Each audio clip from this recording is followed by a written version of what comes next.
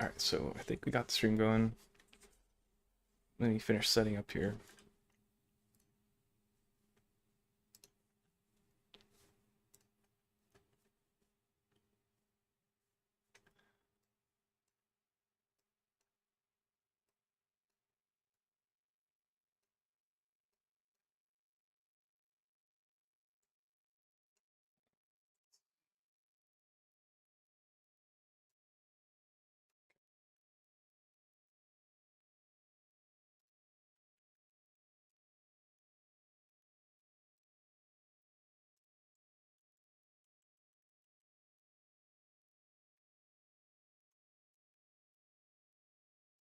So kind of found it hard to start up today, but I'm sure like once I get going, it'll be a little easier.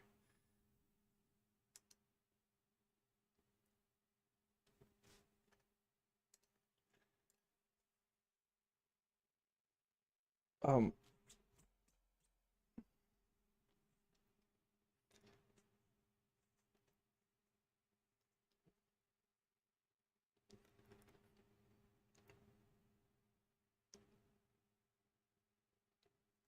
a part of me um kind of wanted to not stream today, but then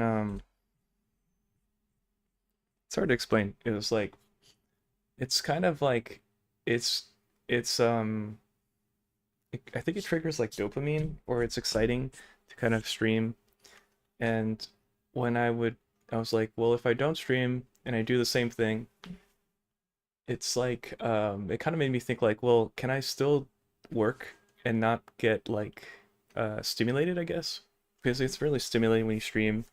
You're able to like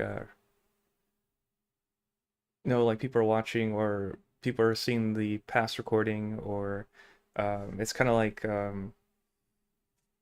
there's like this pressure to make sure you perform as best as you can, kind of, I guess. And also like there's a aspect where you're like kind of saying out loud what you're doing, so you're able to like reflect on it more. And so overall it's just more stimulating. And then the idea to kind of like not stream and not have that, it's like it makes me like it's not as exciting. I think there's not as much dopamine. So like even though I'm doing the same thing, so it kind of made me worried like, well, am I gonna end up being like reliant to be efficiently working if I don't stream? And it's like this weird mental. But anyways, that was just me kind of going in circles. But today, what I wanted to do was I wanted to like revisit the hair. So let's kind of go. And so we kind of before I started, I saved out a new version, and I wanted to revisit the hair. This is the high poly, so um, we made this last time, I think. But the body was swapped back to the old one, and the rig was deleted. So we're gonna kind of start like with a clean slate almost with that, with the rig. And I wanted to go in and kind of make certain parts of the model over again. I also had like this epiphany when I was working on the farm on that model, and I had this epiphany where it's kind of to say, man, I'm struggling to say what I want to say, but I had this epiphany where the silhouette was like playing a really big role. So like I was doing this thing where like let's say it's like this color. It's black. Let's say that's the dirt ground. And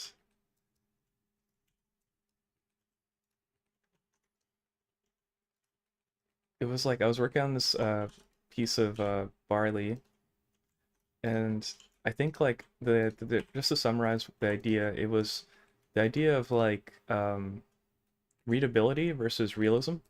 And so the idea is like I was making these like barley strands, and it's kind of like this maybe. And kind of doing a bad job, but oops, I meant to delete that one. So I was making like this shape, and it's kind of like so it kind of really reads as like, and then the black is kind of dirt. It was a little bit lighter and browner than this, but generally it was like this, and I was drawing this out, and then I start duplicating them. Like I would put them together like this, and then I was just like duplicating them, and then like the idea was like the readability would kind of get the silhouette of it was kind of getting destroyed as I was duplicating them, and I was like, you know what, like this might not be the most realistic thing, but if I like kind of purposely make sure these are like not overlapping as much, and it's like it's much more readable, even though it's like not as realistic, where like in real life maybe they're really overlapping. Oh, these faces are probably backwards. Oh, okay. I couldn't pick it. Like I can't select it because it's like going through. So that's lets me select it.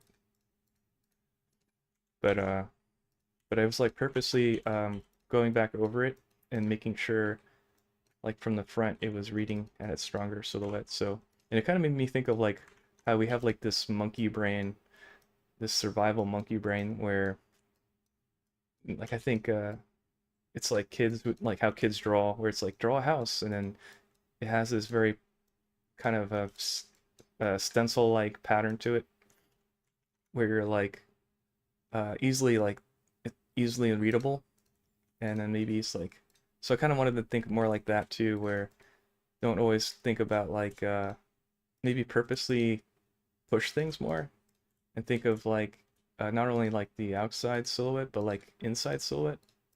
So that's kind of my ramble. Let me see if I delete these. This is kind of like a warm-up, I guess.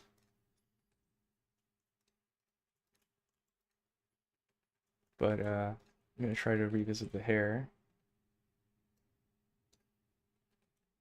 Let's move this. Oh, that's separate. Um, I have to reorganize. I try to keep it pretty clean. I think this is actually in here. We need to make the bottom part, but I kind of want to just do hair right now. Um, let's tuck this away for reference. So let me see where this is. Just call it hair. I'll move this to backup.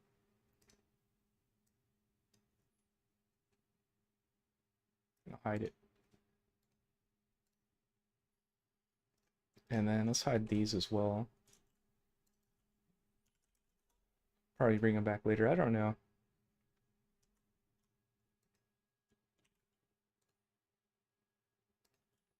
We got the huge alien bulbous head here. Combine these, I guess.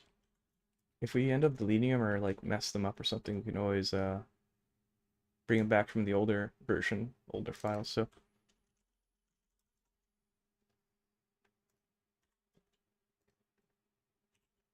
oops, that's not what I wanted. I'm pressing the M key. No, I'm pressing the default is like numpad 0 to focus it, but I switched mine to Shift Q because it's like everything is on that side of the keyboard now for like focusing on selection. All right, so now we got the bald head. Save. And then I guess I'll put this in here. I'll just add a sphere, I guess.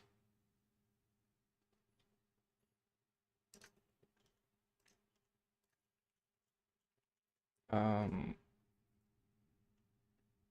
don't know what I should do with the color. Let's see. Let's just give it the same color for now. So I'll just select both and then link materials, and it just takes that. And then I saw Nico, like I think he has a channel called Speed Sculpt.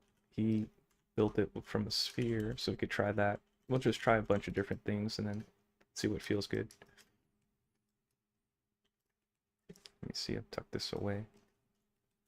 Wait, I'm gonna go on frame 1 and on frame 0. Okay. I might get interrupted in a little bit too.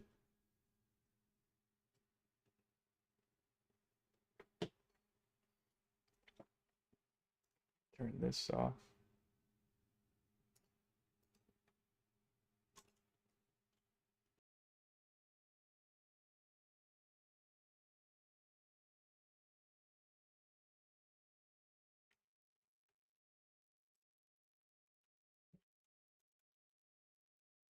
I kind of don't know if I like this lighting too.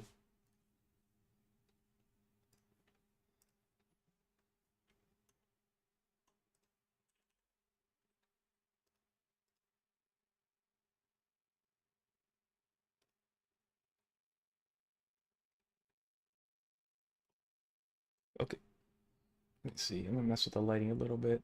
See if I can get something better.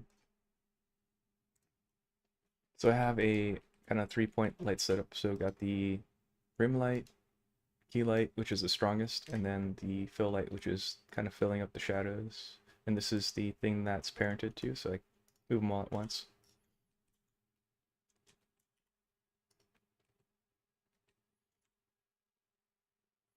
It kind of looks interesting. Got like a really strong backlighting there. I want to work it so it's mostly on the head, so it's like the hair. What about it's like super one-sided?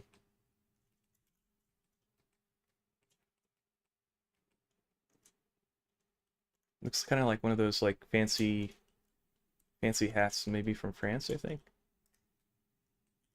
or like the soldiers wear it.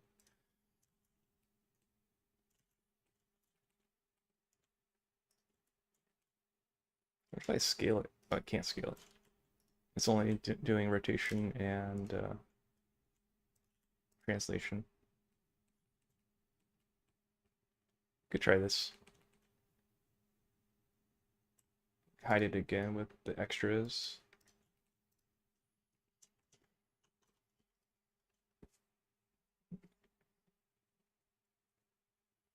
I wanted to modify the face too and make it so the eye, like the edge of the eyes point up more. I think back. Let's see. I also saw someone use the default draw brush more. I never use it, so I wanted to try incorporating it more and like see how it feels and like learn when to use it.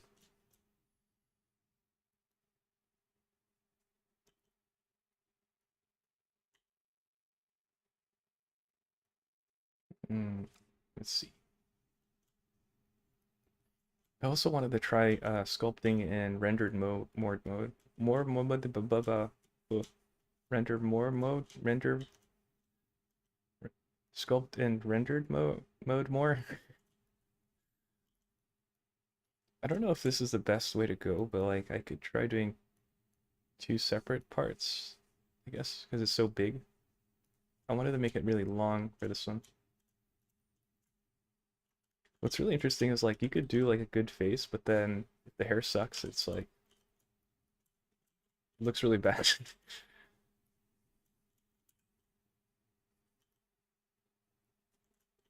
Or maybe what if you have like a really ugly character, but then like the hair is really good? You're like, oh, okay. I don't know.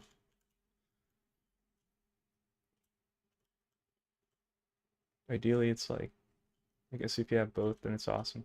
Also, I noticed when I was looking at references, it looks attractive, I think, when like the edge of the eye right there is like covered. I'm not 100% sure if that's true though.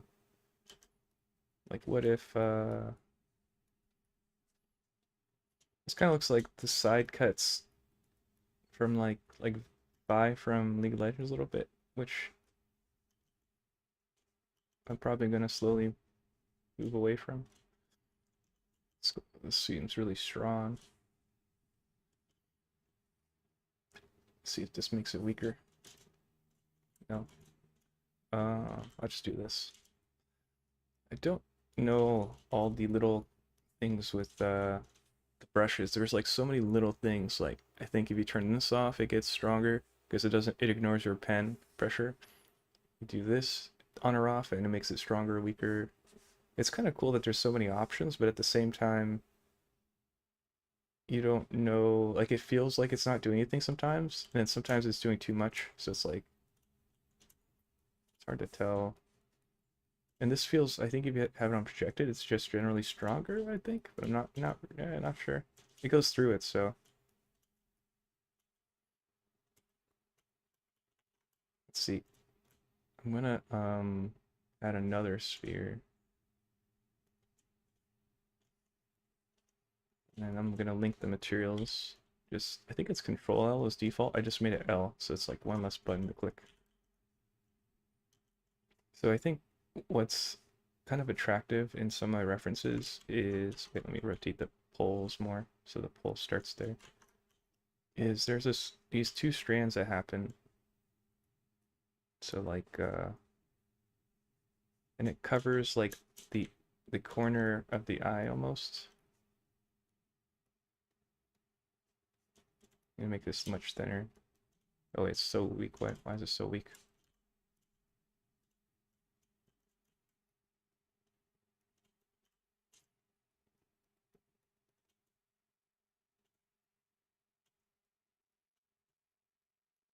I wanted to squeeze in like more like philosophical stuff too.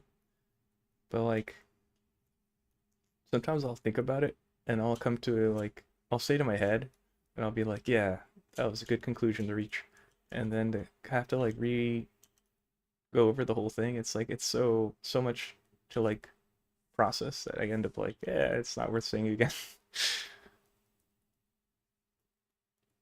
I really like this though. I always do this projected and then sphere mode. So right now it's grab projected, so I could use the alpha fall off. I don't have to click the object and I could just push it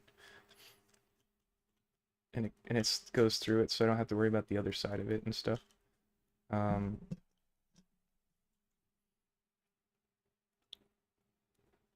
let's make it thinner.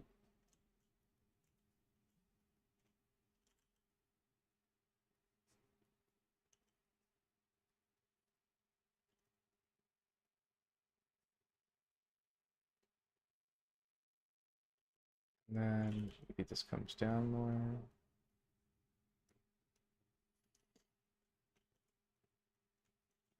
Let's weaken the strength. I mean, the smooth a bit, I think.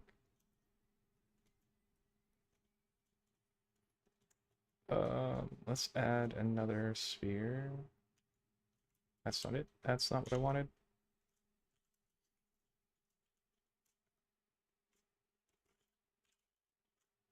Wait, what's the button to clear it again? That can't be. Wait, oh, it's just B. No? Wait, what? I'm confused. What's happening? Is it bugging out? Well, that was weird. Oh. Oh, that was weird. It was bugging out. Is it laggy if I sculpt in this mode? Let's see.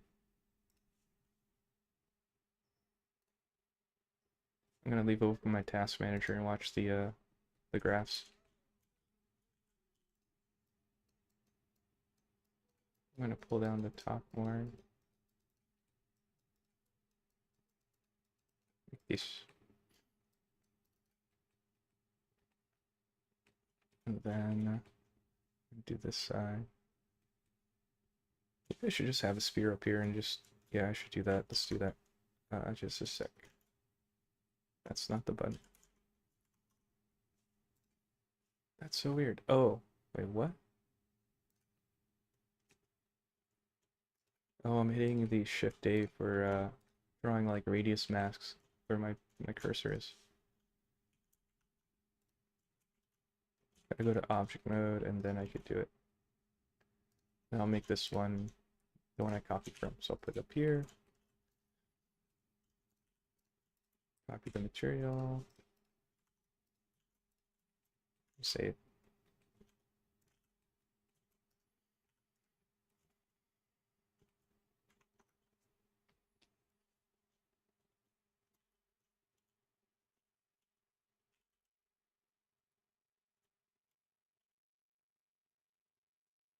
It's hard to get into like the flow state, I guess. I guess it's called that. Especially today for some reason.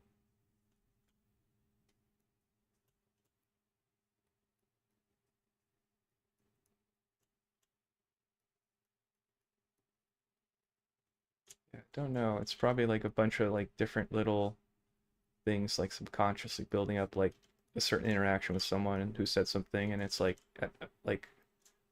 initial reaction, like upfront reaction was like, yeah, it's not a big deal, but then it's like inside you're like you're mentally like, I don't know.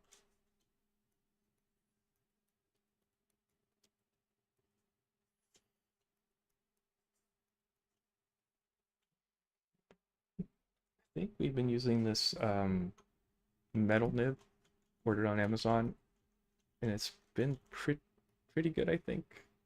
I've only felt it like catch on the Wacom screen protector like twice or once maybe. And even then, like I just wiped it down and it was like good to go. It feels, I imagine like I was having this like comparison where the default Wacom nib is like plastic, but I think if you slowly wear away one side of the nib and you still draw on it, it becomes kind of like a chisel, where one side is like it forms a point. So you're basically like scratching into the drawing tablet, even though it's plastic. And I was thinking like, sometimes um you can cut like paper with a like a plastic scissor, and it's still just as effective like cutting through paper, but then maybe like a dull metal knife wouldn't work as well, or maybe just like a dull metal anything versus so like it shows you it's just not about the material but the shape of it. So that was kind of like my justification to keep using this metal nib. I think because it's definitely harder than the plastic. It doesn't have turn into that chisel. It keeps that round shape, so I think it ironically does less damage, I think. And I've been drawing it a lot more, and I think that caused it when I was doing a lot of texture painting and 3D coat.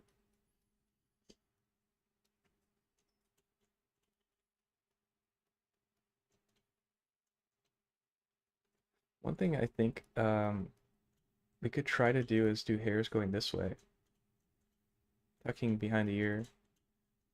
So this one could just be more of a filler. I also want this stuff to be really long.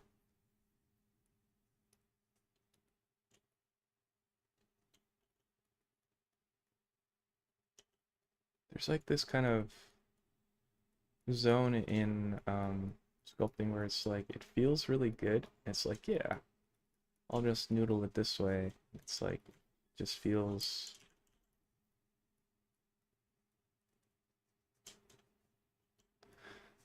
so we could the problem here is now if I sculpt it in the shape of the shoulder, I kind of have to conform to that and work with it that way. If I make it straight, then it will look weird because it'll go through it.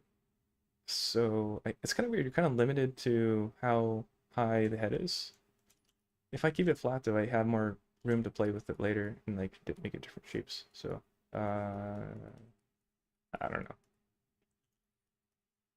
Let's try this.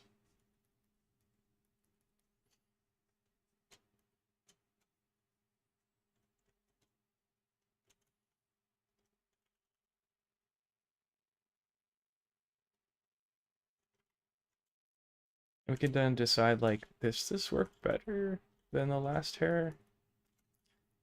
I might do like a screen grab and then put it in Photoshop and then like do a turn on and off versus the old one. We'll slowly kind of work towards what we think works better.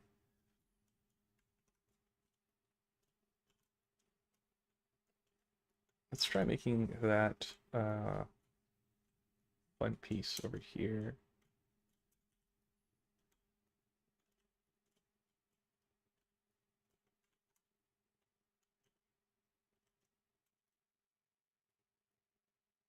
Tucks behind the ear.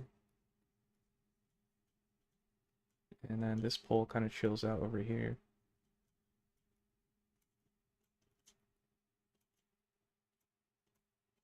Let's make this smooth stronger.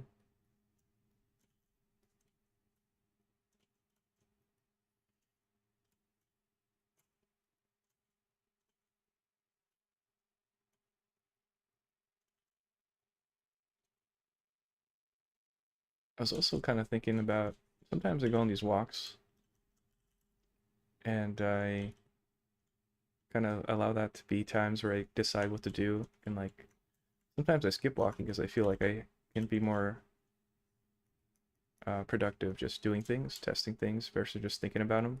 Sometimes I used to take super long walks, like an hour long walk, and then I'd be exhausted by the time I came back. And or I'd go hiking and I'd have all these like interesting thoughts. Go get coffee, so I'd drink coffee before hiking, and just have this like deep like back and forth like thinking of things and like planning things, and then 4 hours later I come back and I'm exhausted and it's like kind of slightly dehydrated from walking in the sun and end up not doing anything I thought of. So it's like I was thinking it's important to consider that planning also takes energy. So if you had like if planning and thinking cost you um, energy points, like $60 of energy points, and then actually doing it costs $40 of energy points, that's like $100. But if you decide not to plan and save that $60 of energy, and you tested 3 different ways to do it, so you spent like you did 3 different ways that all were not as strong, so you spent 120 points of energy, and it's still weaker than the one try that took 40. But then I think the counter argument to that was because you tried it 3 times, you maybe gained some knowledge from those 3 attempts. Maybe the first and second you got some ideas, the third one was just complete crap, but you still got some use out of the attempts. But cause sometimes we'll like just take a bunch of time planning things and then you're like, why am I so tired? I don't know, I'm going on and around.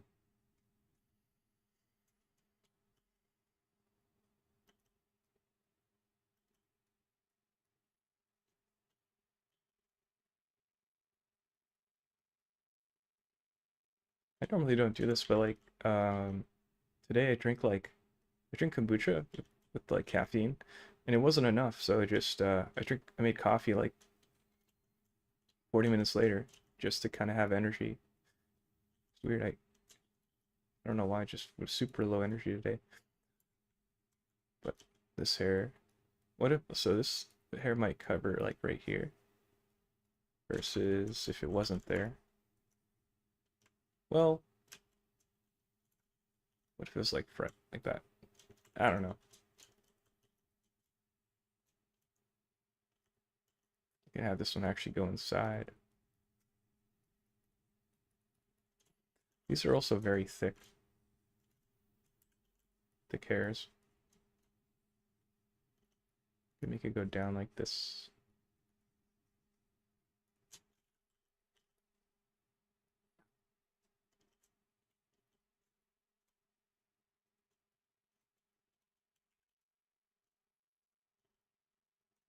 I was thinking this would be kind of where the split happens, and then generally it would kind of flow out from that point, so it goes up like this. This one would also flow that way. So you have like this kind of arcing shape at this point.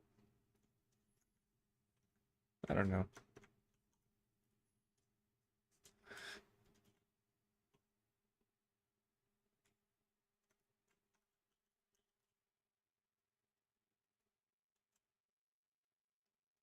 Make this one actually longer. If I grab this, have it float back like that.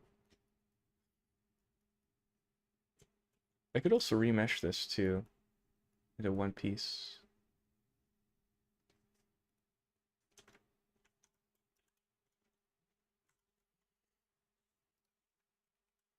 Let's see how it looks from a distance here. I think the legs aren't working, but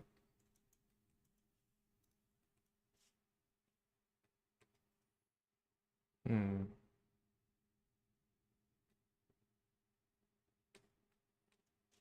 to the back just to cover it.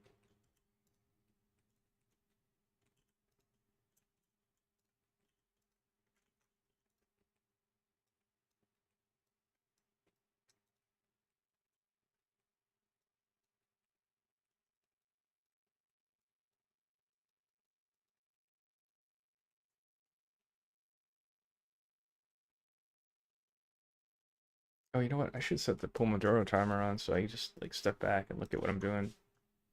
So let's do that. Let's go to Pomodoro. I don't know if I want to link it today. I linked it. I linked it yesterday. I linked it the day before, I think. I don't know. Like, do I keep doing it over and over?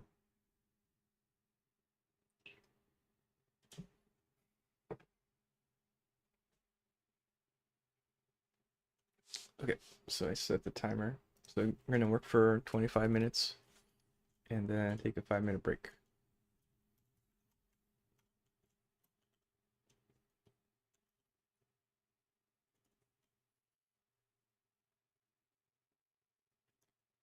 How does that feel? So like, if this hair was kind of like doing this, what if it was like really far down like this? Like, what if it was like down here like that? That's kind of cool. I like that better. Um, we face different issues though. Let's pull it out. The other one, pull it out more. So I like that overall better with the longer hair. Um, we can have this hair kind of float this way, actually, go behind the ear like this. And this would kind of cut, like, go into that thing. Oh god, geometry's so bad there.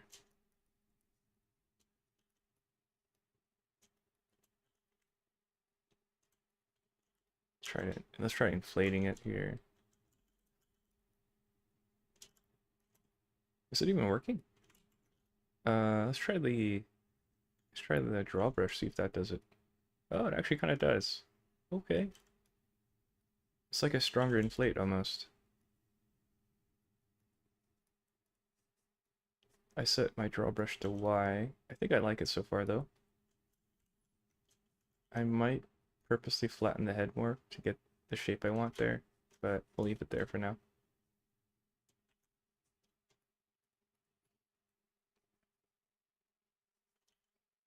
Like I think the closer it sits to your skull, the flatter your hair feels.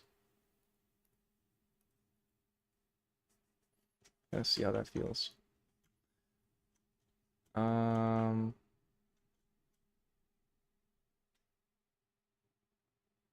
let's move this more to the center because we always kind of do a backside split thing. Let's move this to the side, see how that feels. Fine. Sculpt it to the middle more. See how that looks. Oh, we didn't grab this guy. I swear I grabbed it. Why didn't it move? I guess I didn't grab it. Let's try moving it here. Ooh, that's actually kind of nice. I want to listen to tongue drum music. Where's that?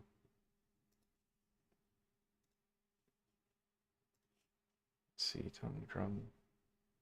Oh, I wonder if I'm allowed to stream that. Well, let's see if there's anything on our list that actually plays tongue drum, because I think it's pretty general, like how it gotta do this to sign in here. Let's see, tongue drum.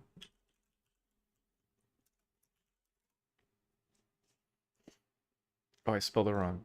Great.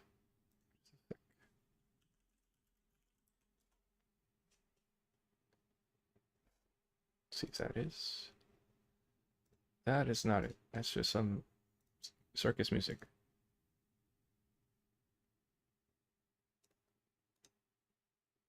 Oh, okay, there we go. Okay. Yeah, I could play this one. That's cool. It's a little loud right now, but check out this guy's music. Oh, it's a lady. this lady's music. Let's see, how do you switch to the whole playlist thing? Oh, she only has 3 songs. That's... Let's see if it doesn't autoplay. I'll swap back to it and autoplay. That's pretty loud. But let me turn it down. Yeah, that's pretty. All right, cool. It kind of sounds like a little bit of like Pirates of the Caribbean. Try putting it more at the center to see how it feels.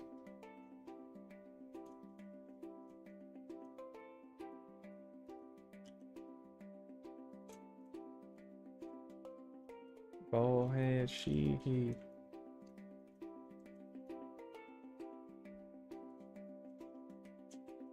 Oh, you know what? This is probably playing a role in there, so let me turn it off. It's projected there.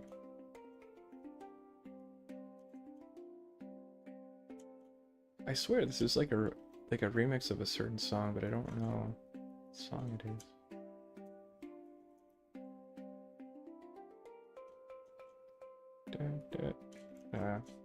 I don't know.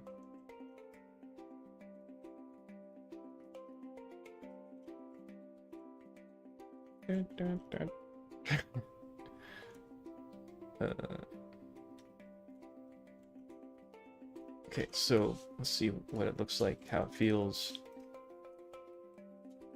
Does that work? Is that worse? Is that better? Potentially it's worse right now.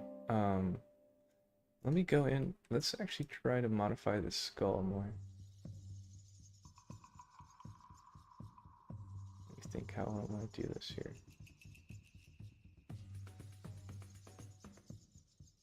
Let's make a copy of this head. Call this one head 1.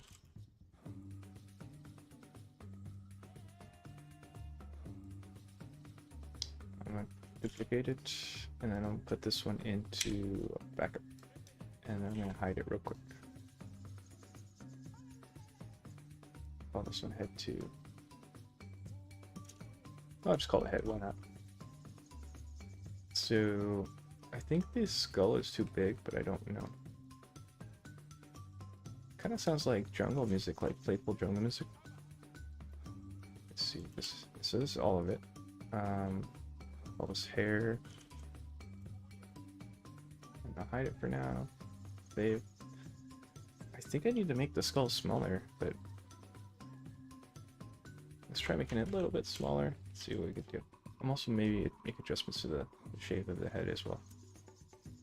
Or you know what? I think I got a better idea. Before we do this, because I'm going to make a lot of adjustments. So grab everything I see here.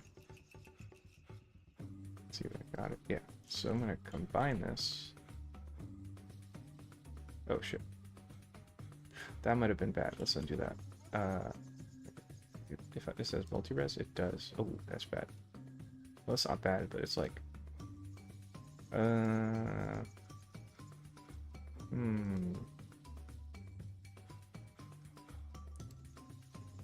it's only one thing that has multi-res.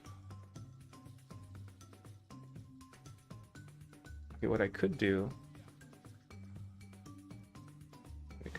is apply it, then grab it,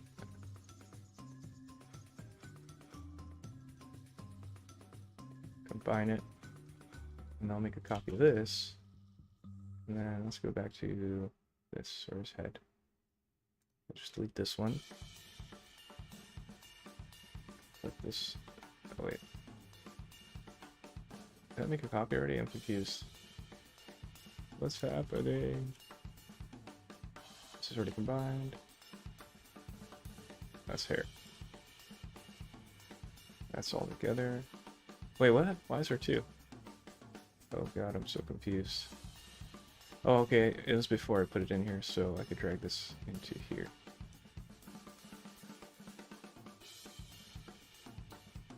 So let me double check. So this one would be identical to this one. Where's the other one? This one. So they should be identical, so we're good. Okay, so now I'm going to do some modifications to it. So let's do separate by loose parts, and then this is high res, so I'm gonna. What's really cool is you can use the multi-resolution, and then you can actually go backwards. So you can unsub it back. So you can actually bring it back here, basically. But I think it separated everything to its own thing, which is bad in our case, but it's okay. Oh, that's so low. That's interesting. What's this? Why is this here? Oh yeah. Let's see how this looks. So it definitely needs a lot of work there. Let's see how it looks like from a silhouette-wise. Silhouette view.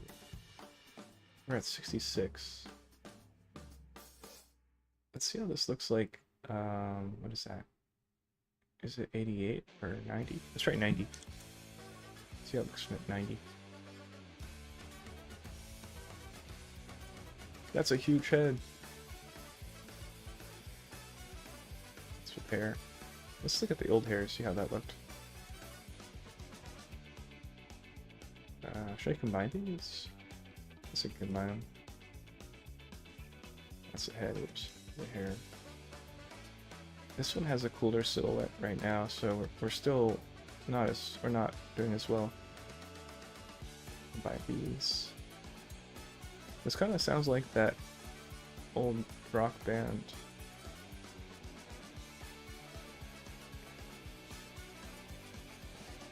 I'm gonna stop Artless music for now. Well, let me give it another shot. Let's see if they have any good like electronic house stuff.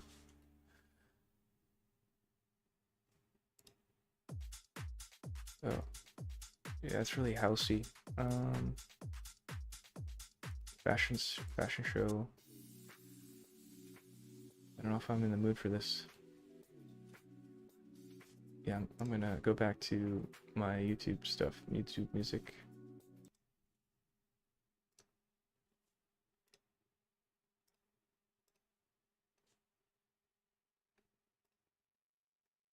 Okay. What are we doing? So let me tab back over. So we're checking out this hair versus the old hair. You can also use our 3D mouse here to kind of compare it. Oh, I got cat hair everywhere. Okay, so we can kind of test and see. Let's move this cursor out of the way. So that's the old one so far, which is really good compared to what I have now, which sucks. Right. So you can see from the side. Well, yeah, I mean, there's too much forehead. Let's see, where's that? Inside this. Show the other one. Yeah, just generally the shapes are stronger. There's more interesting things breaking up the color, like the shapes of each piece. So it's just more interesting generally. How these taper and everything, it's just more interesting. This thing. So we gotta beat that. We gotta beat our old hair. So I made a copy of the head. Where are we? Why is there so many head things? What the hell? Look at these. Oh, okay, that's why. That's not good. Let's combine some of these. Hide this. Should I be combining these? Should I be wasting time like this? Not sure.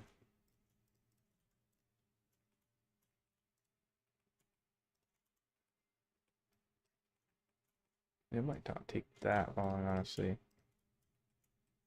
Oh, that doesn't even have one. Oh. I guess the mirror, I didn't apply the mirror, so it got deleted there. Yeah, that's fine. Oh, wait, if I keep... Okay. This is all kind of gonna go with it, so I'll just make it part of the year. It's whatever.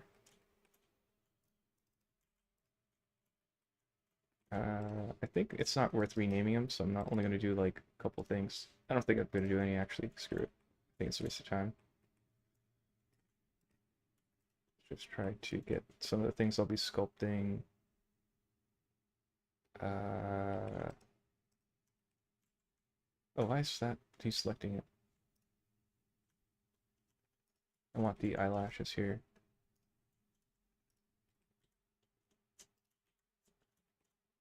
Combine this thing. I think that's it. That was fast. Yeah, it's faster than I thought it would be. Just want to make sure. Yeah, I think that's it. Okay, so bring back the head.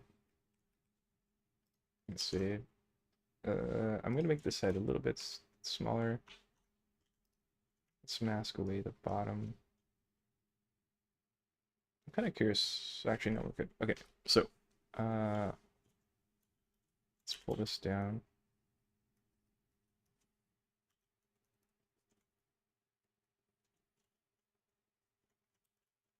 Let's see. I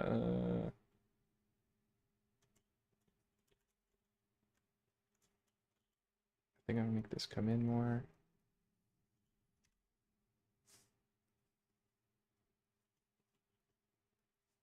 I'm gonna make it kind of turn more like that, I think.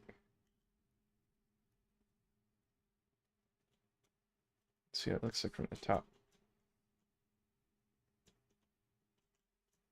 Let me pull this in more. Yeah, that's better to me. Pull like this area into.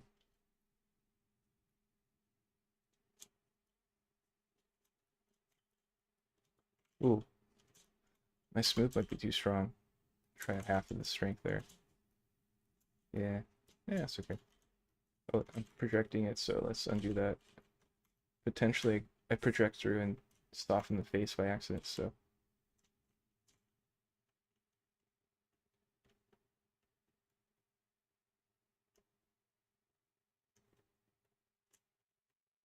Right there.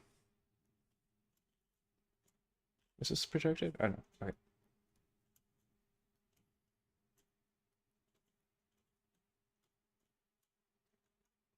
Oh, it snapped. Try to make the transition a little cooler. Ah.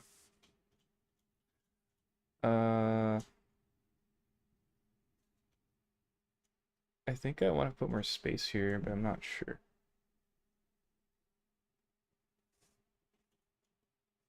Let's see what it looks like on the side. I think it's too extreme, maybe.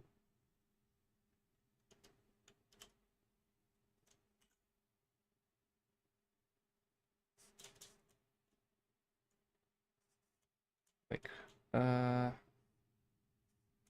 like, I think I could pull this in, but I think this is too extreme here, so I'm gonna pull it back. I could try using the regular draw brush. See what the geometry's doing.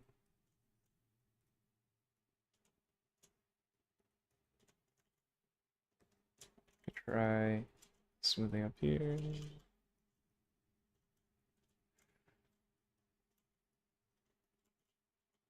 See what it looks like there.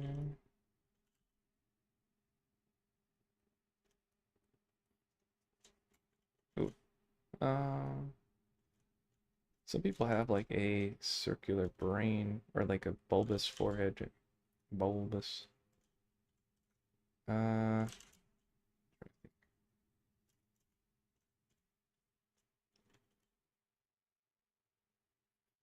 I didn't project it. See if that looks better. Can do like a bulbous shift there. And then just have it go shoots back.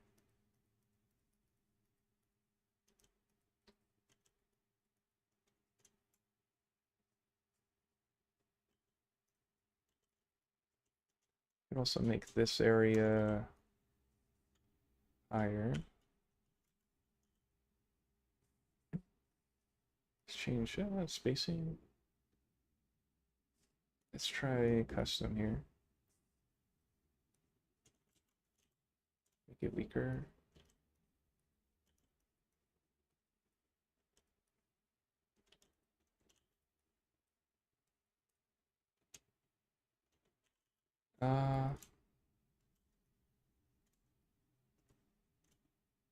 Let's kind of smooth out this area.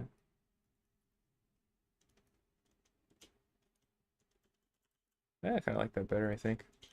And then this comes lower, I think.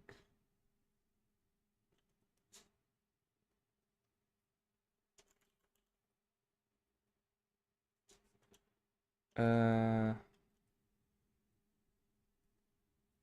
maybe this comes out further.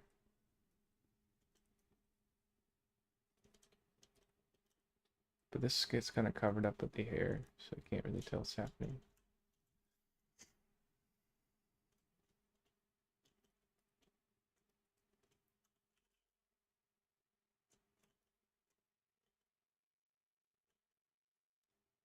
Try to exaggerate this area. How do I grab it? Let's see. I grab this area with the grab tool. And pull it up here. You can also flip it and then try to use the draw brush again. Oh, that's not going the right way. Ooh, that's interesting. So that's going not the way I expected. Ah, let's try lowering the, let's this is at 3% spacing. And then this one's at 10. So let's try going down 3. Huh, okay. Interesting. What if we do like what if I do, there was a setting that let me pull towards the camera. Sculpt plane, area plane, view plane, is that it? I think that was it. So now it pulls towards me.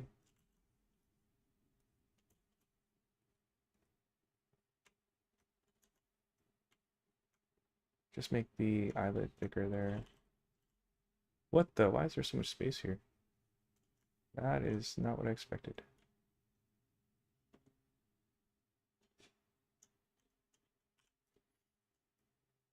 Ooh. That does not look good. Let's look at it from a distance here. What's happening? Okay. Is it that far out? Why is there so much space here? Did I push it in? What happened? It might have been from projecting through, but I'm not sure. Could try combining the eye and this guy. Let's sculpting it. Now it's like much wider. Does that look better though? So it's like before. Is that better? Is that weird? I could do a on-off thing with Photoshop too to test it.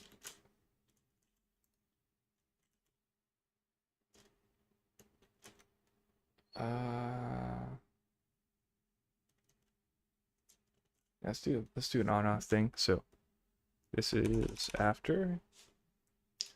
Let's paste it over to Photoshop here. And then let's do before. Wait, is it before? Or is it after? This is before. And I can compare it. It's weird. It's like, yeah, I'm looking at it, but when I do it in Photoshop, I guess it's also because I'm zoomed out in Photoshop, it makes me look at it from further away. So I'm toggling it. I feel like they both still work, honestly.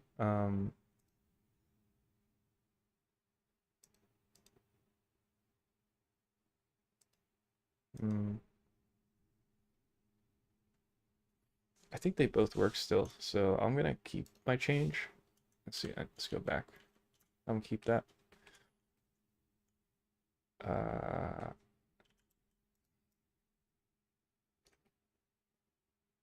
what if I do that? And then what if I pull this up more like this? What does that do? Let's undo that, redo that, undo that, redo that. That's not noticeable. I think that's too much distortion, so I'm not gonna do that. I'm actually gonna separate these parts again, so edit mode, separate by parts. Oh, that's my timer. Oh, I forgot I had my timer on. Alright, I'll save. And I'll back off and I'll think about what I did. Let's go to my timer. Hey Siri, set the timer for 4 minutes and 40 seconds. Ugh. Stop the music real quick. I have like a reset moment here. Just like stop staring at the model. Take a step back. Reevaluate. Clear my brain a little bit.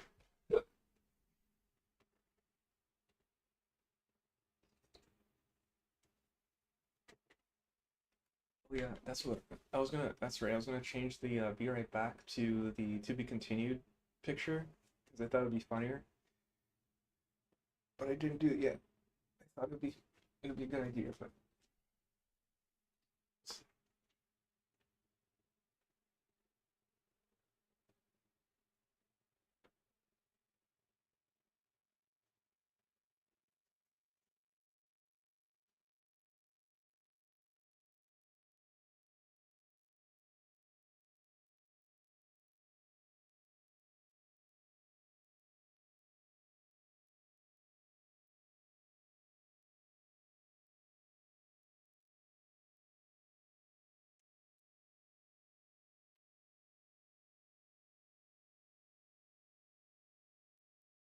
all right.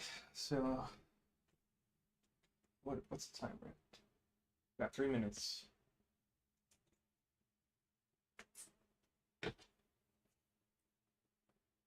So I'm just gonna kind of, as I'm stretching, I'll like kind of think out loud and babble about stuff. But I think yesterday too, what was really interesting was I was streaming, working on there was like these overlapping ground planes. So it was basically like a square. The top part had green, bright green grass, and the bottom part had like dirt, and it looked really like Minecraft.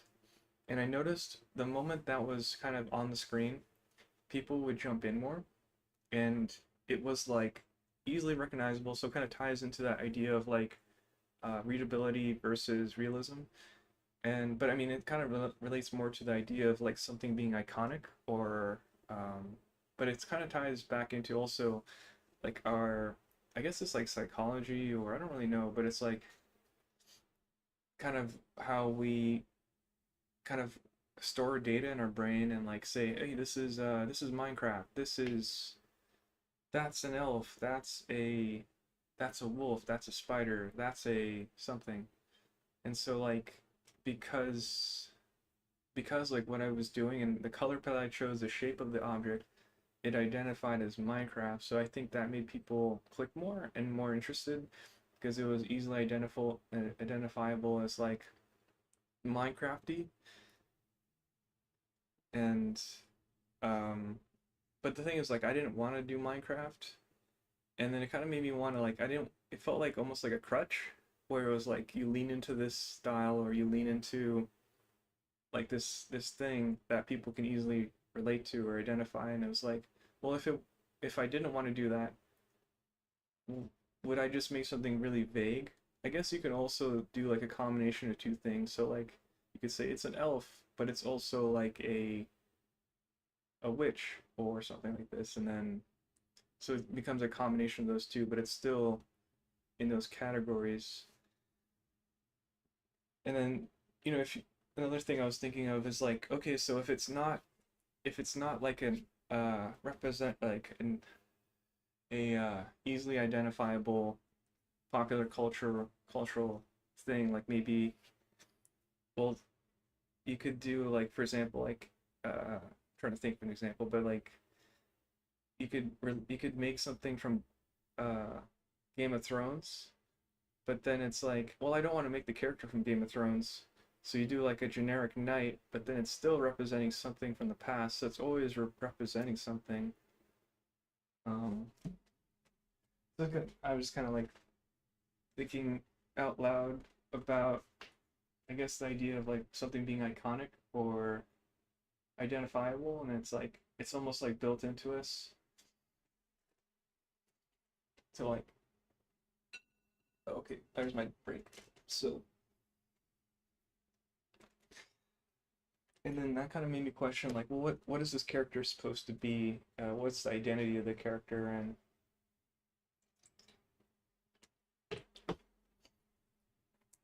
what's more interesting too is like, if I make this character and they're completely naked, it's kind of not as exciting or not as interesting as if it had some kind of armor, some kind of clothing that basically tells you more about what the person is or what the character is, tells a story. And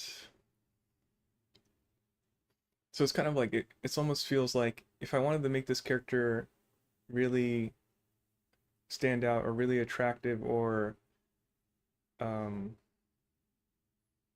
ironically, like the more you cover it up, the more enticing it could be potentially. Like where I guess it leans into that idea of like you want to see what you can't see, or you want to see it more because you don't see it, or but also the story thing. Um, and but then the problem I was thinking was I could try to make something like more clothing elements that would tell more of a story about what the character is, but then I wanted this to be more of like a test to kind of take it through the whole process from just the character just simply made, just posed, and then like kind of go through the whole process and then printed. And I didn't really want to go deep into like the story aspect of it and kind of plan out and intricately make like a clothing and then have to go in and like, okay, well, this part has to make sense, this part has to physically work and have functional logic and all this stuff. So it's kind of that's just me rambling. But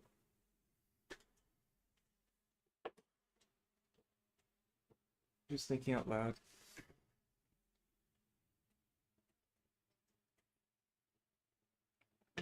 Kind of thinking in circles, I guess, too.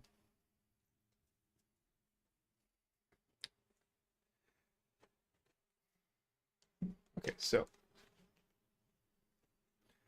I guess it's also kind of a general practice to be like, I have this idea. How do I say the idea? How do I put the thoughts in order so that I can translate what I'm thinking to words and I don't know. So just over time, I think I'll get better and better at like, because even like you could tell a story and the same story in different ways, and then if you build it just if you say it in the correct order in a very enticing way, the same thing could be much taken much more differently. Like one person will get bored and instantly not want to hear your conversation or the talk and start rolling their eyes, or you could see their eyes drift away, like looking behind you because they're like, yeah, I already got the gist of this conversation and I need to go. Like, I am not getting any more use out of this conversation, and they want to leave.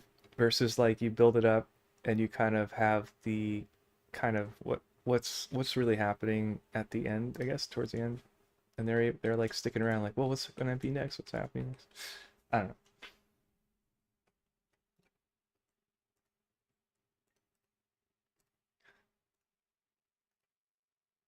Let me think. I'm gonna look for music here real quick.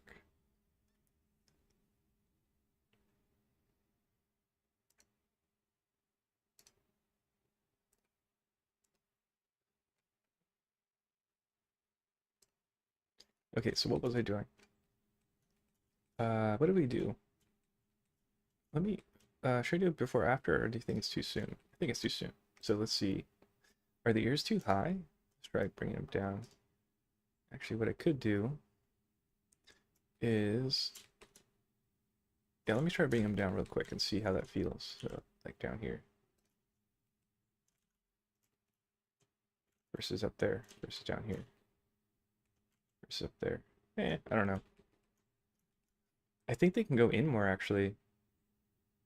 I think they should go in more. So let's delete this half. All those go away. This guy, let's make sure, let's clear all transforms on him. And then I'll add a modifier mirror. We'll make sure it's mirrored on our invisible centered cube. And then now I can rotate kind of on the local axis here. See where that's rotating. Do I like where that's rotating? I could maybe have more control if I did this. I could rotate based on 3D cursor. That feels a little bit more firm what I'm thinking. These spheres look really small. What if I make them a little bigger? Rotate them. Or let's see, does that feel better? Undo, redo, undo. Like that.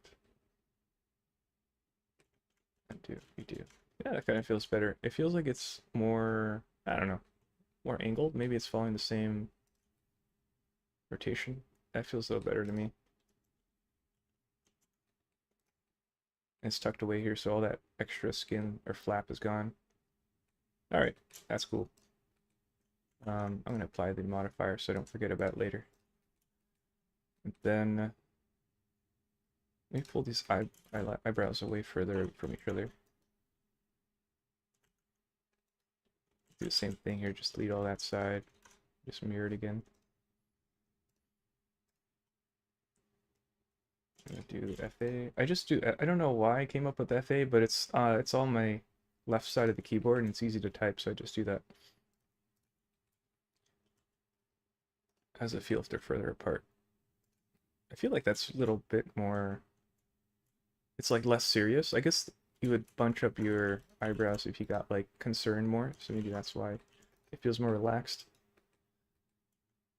Let's see, what if I thicken it? I'll do like an on and off to compare where it was before. I don't know if I like this pointiness here.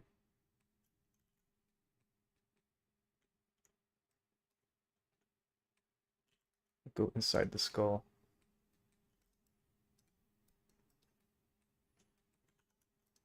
I don't think you could do that in ZBrush. Just take that for granted. Whoop, boop, boop. Like the camera will just kind of, it'll just get like this. It'll be like, whoop, you can't go through me. Yeah, I never really thought of that. You can't do that.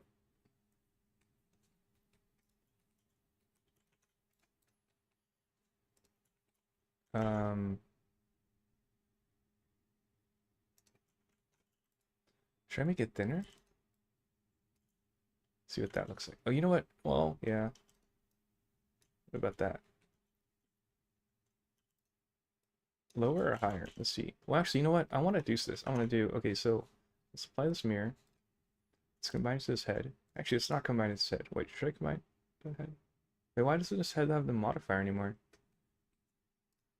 Am I in the wrong head? Wait, what? What happened to the other head? Is it this one? Whoa, look at that massive head difference. We took off mass from the heads. They're gonna look proportionally like they're taller, I think. They're bigger. So they look older, I think, with the smaller head. Where did I add? I added the multi-res somewhere. I don't see it anywhere. What the? Did I apply it and then... Let's see what this is. Is the multi-res over here? Can't be on here. Yeah, I don't know what happened to it. It's okay, whatever. Not too concerned.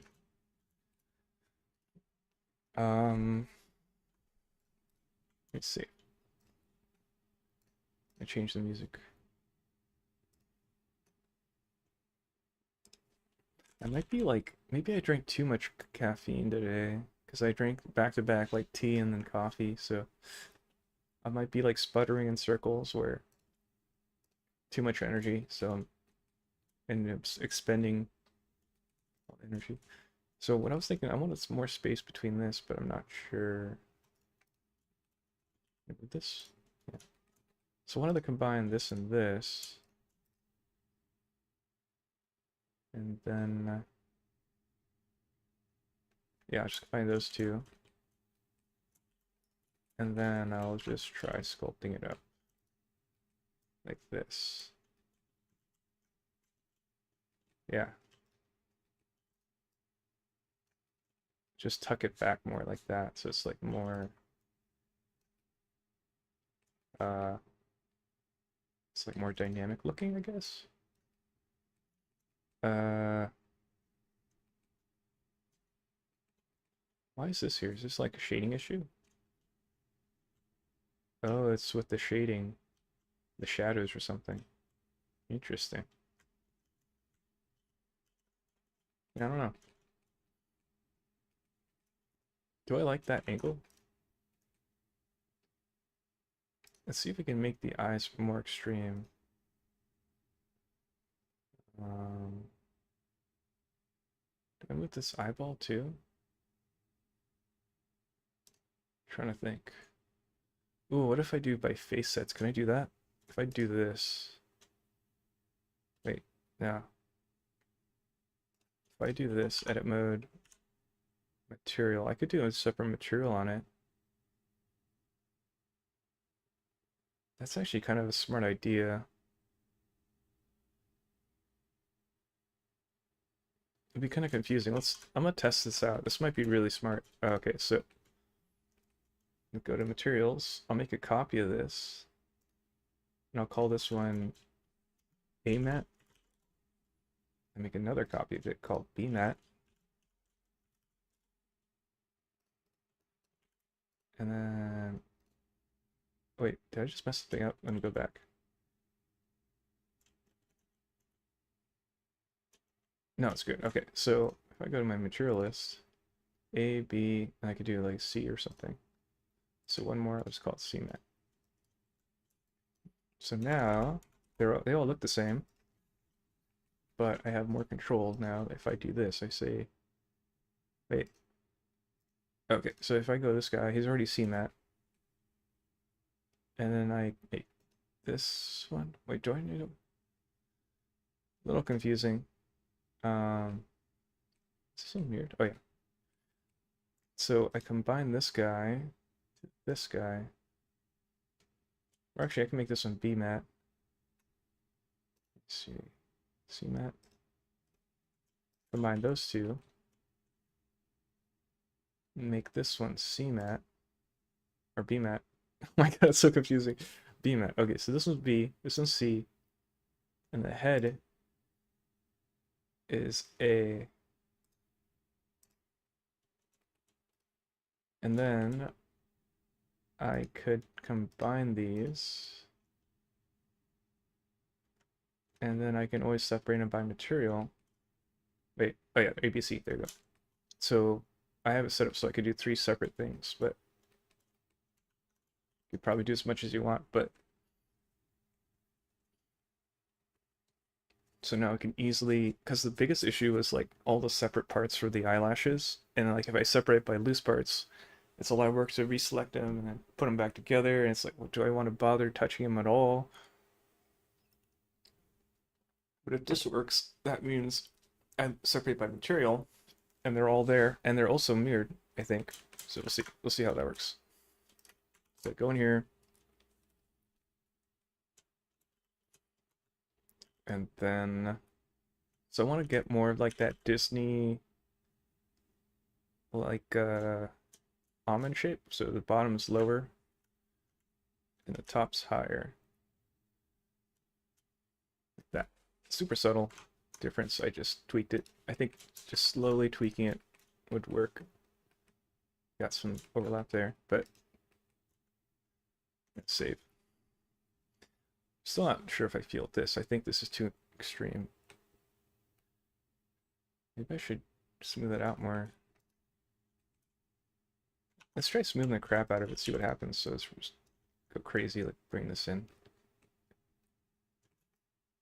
Super alien head. Alien head.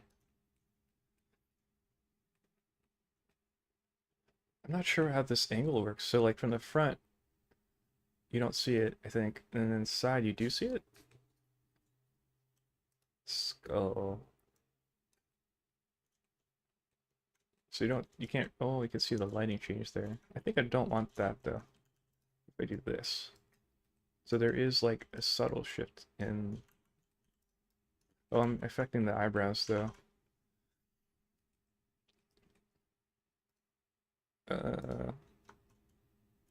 So let's separate by material. There you go. So this is separate, this is separate, this is separate. Let's go back in here and just click on the head.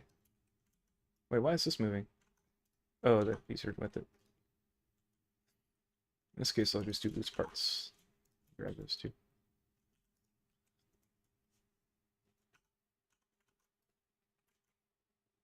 Okay.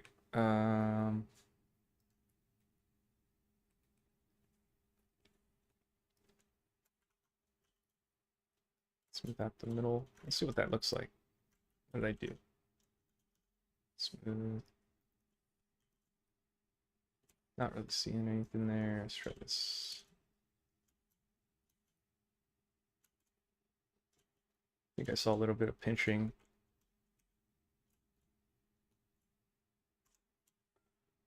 What's this one? Shift sheet.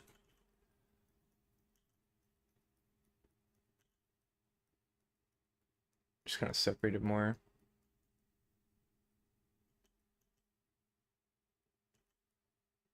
Maybe this comes in more.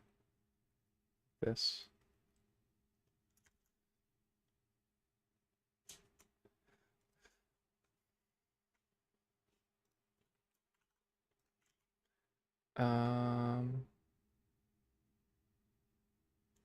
Could actually add more an extreme thing here on this thing. So maybe it turns down like this. Look at the geometry. How can we do this? Can we pull this in?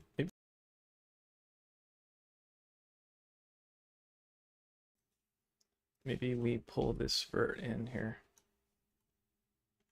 Edit mode.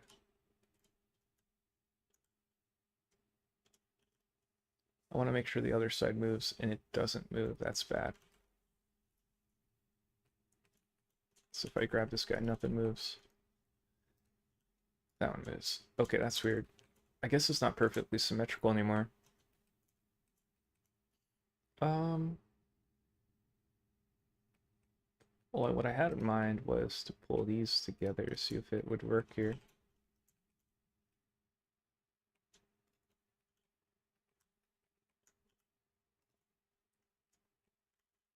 God, how do you get rid of the, you can't see a difference there, okay. So that didn't work, that was not, let's go back to sculpt mode. See what this does. If I do draw sharp, why is this up here? Oh, it's because of this. Yeah.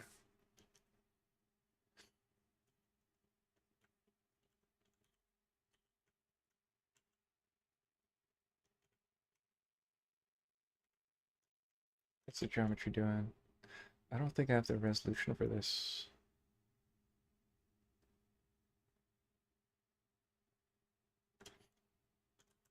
Try pinching it, maybe?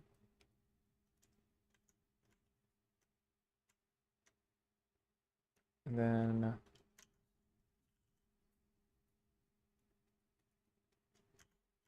looks more like a smile, kind of.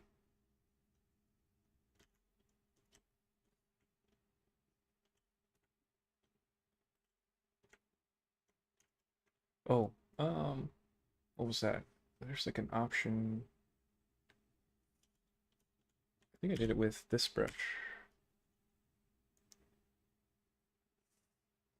It was this. It was under advanced and it was under view plane. So this is going towards the view where I'm looking. Let's make it stronger.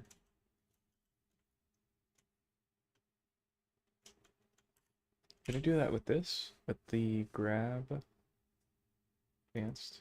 Oh, you can. I don't know if this matters. I'll try it though. View plane.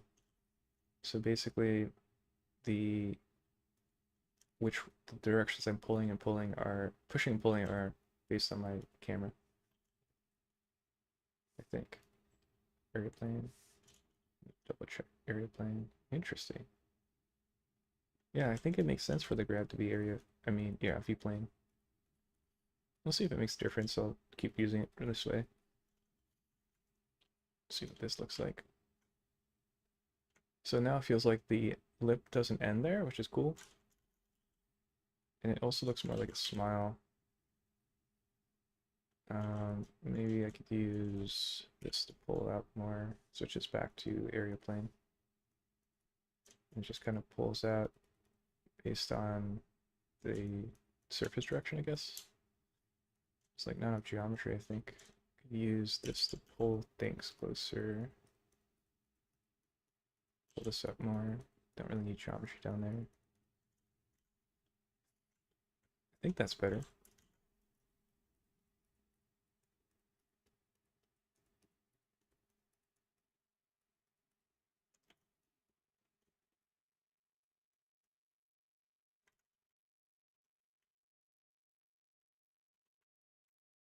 Let's use like, let's try inflate, see if that does anything. Oh, that's pinch. Let's inflate. Oh.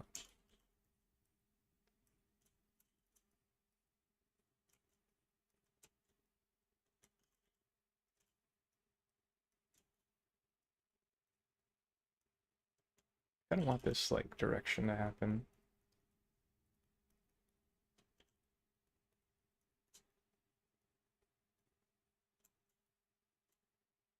Try inflating more. It pinches it when I inflate there. Is that good though if I pinch it? Not the whole thing. Could probably bring this in more.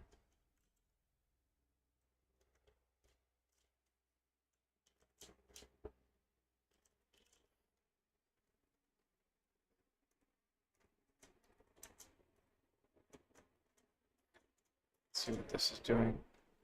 I think I need to I think I need geometry going this way actually. Never did that, so that's not good. Like one that would go this way or something. Or one that goes this way. Like right above here to like to here or something. So I can't really do a straight line there.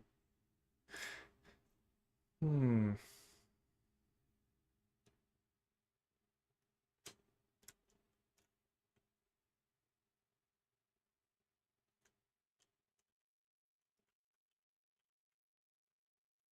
I do like that. So there's a separation kinda.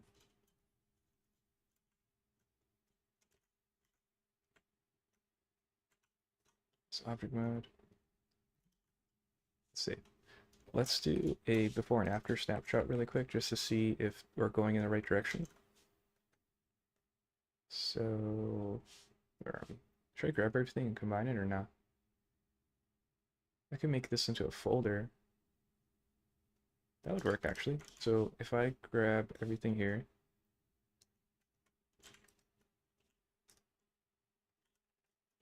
and then put this into a folder called head,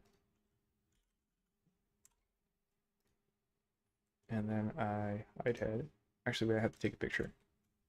So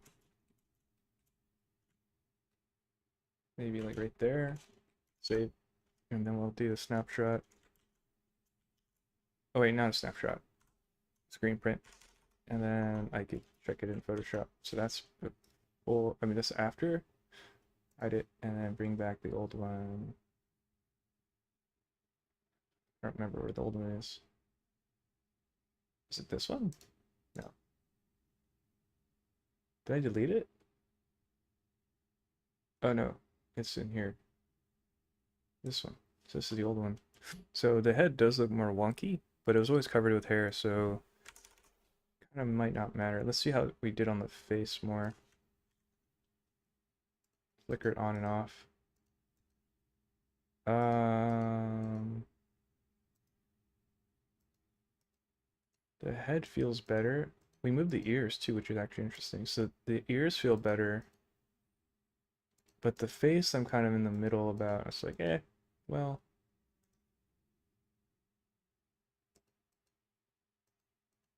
kinda. I feel like it got weaker a little bit too. Um,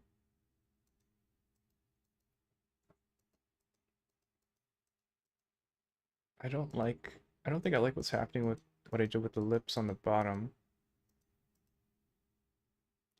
And the like pushed in areas around the eyes looked cooler before, I think, so.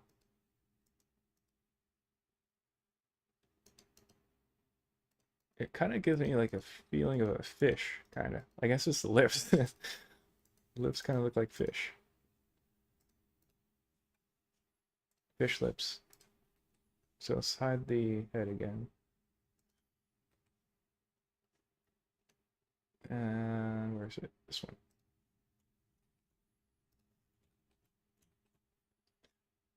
Yeah, so I'm gonna undo the lip thing. Or at least keep some of it, but like we'll just soften it away basically.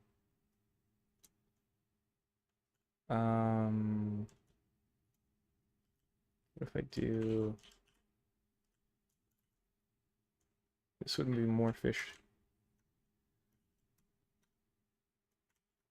Higher, lower.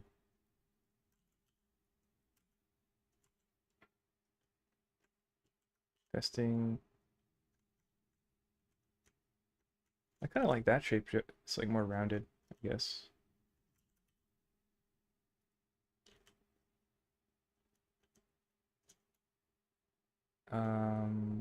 What else? So we wanted to bring back the kind of divot that was happening here.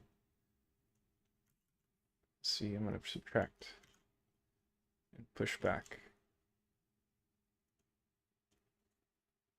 I could also maybe use the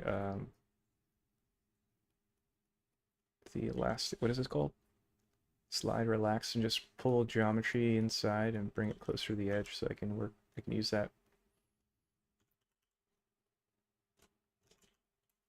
Use the smooth brush a little.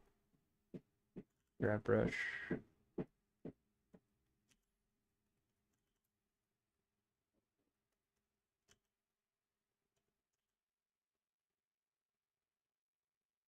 Should I do that? Should I push this far in? Probably shouldn't be that close. Does that feel better if I do that? Go that far in?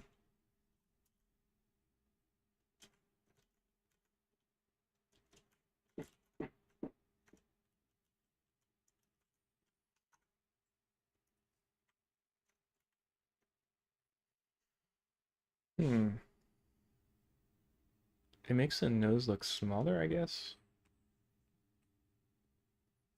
I think the bend is too strong, though.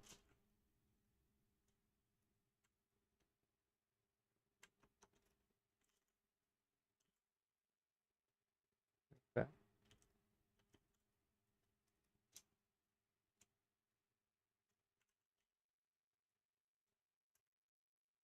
yeah, that's kind of cool.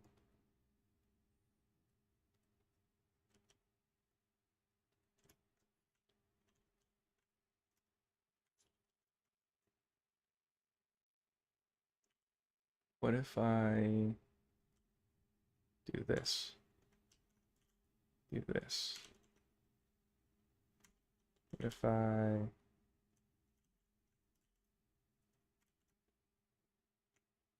push in the eye more?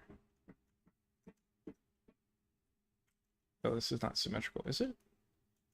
Why isn't that not moving that side? Oh, I gotta reset the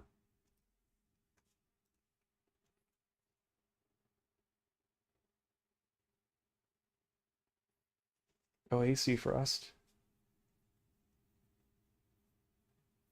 You're trying to learn Blender for an animated series. You mean the pros and cons of Blender? Um,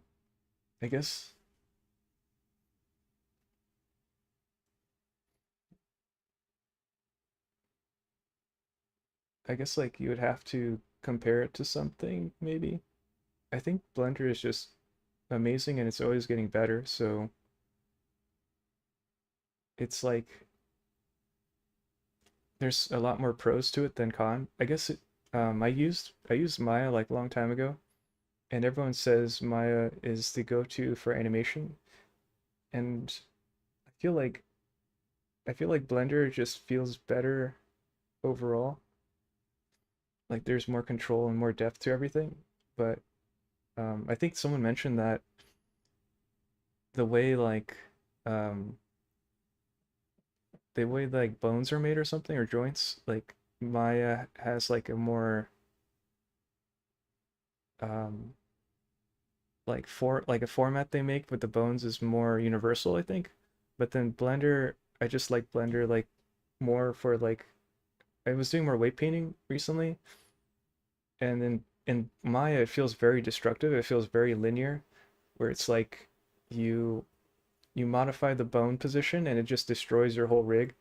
But in Blender you could like I think the weights are saved on the the vertex group thing, this vertex groups, and then the armature is on modifier, and you could like you can take off the modifier and it keeps these groups, and it just feels so much more versatile, and it's really confusing for like everything in it, but once you learn like all the parts it's like it's actually really powerful. But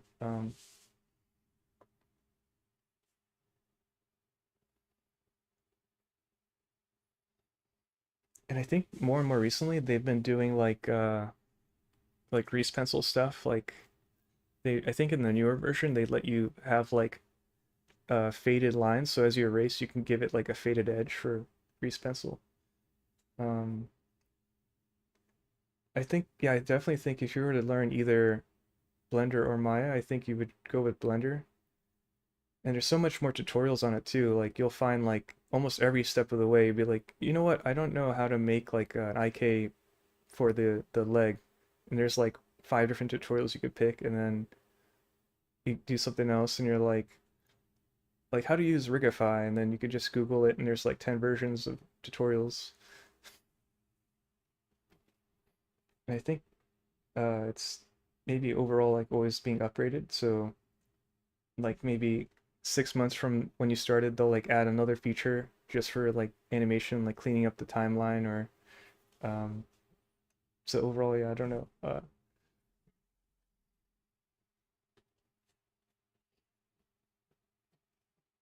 And also I found out a really cool thing when I was doing some little bit of animation, like I want to do more, but what's really cool, and I think the newer version has this too, where you could split off screens. So you could like you could I think the newer one you just drag like you rip it off, but there's a way I think in how do you do it? I think it's here like view or something, was it? I don't remember. But you could do it. You could, but the cool thing is you could rip off one of these windows, put it on your second monitor or on the side, and you could watch, you could have it set up as like a camera that's the render shot camera, and you could do all your editing and like have like your graph editor, your timeline over here, and then on the second window you got your actual output for the animation. So you it's just so much, there's so much control to it that it feels really good.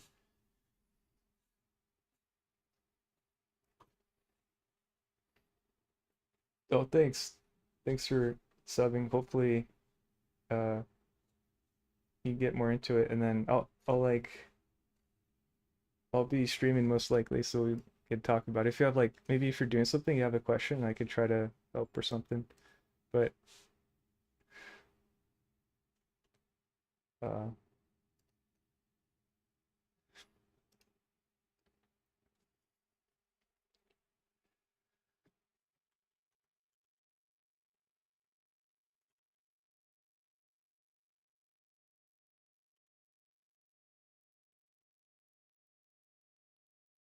I'm gonna flatten her nose more so it goes like thinner here.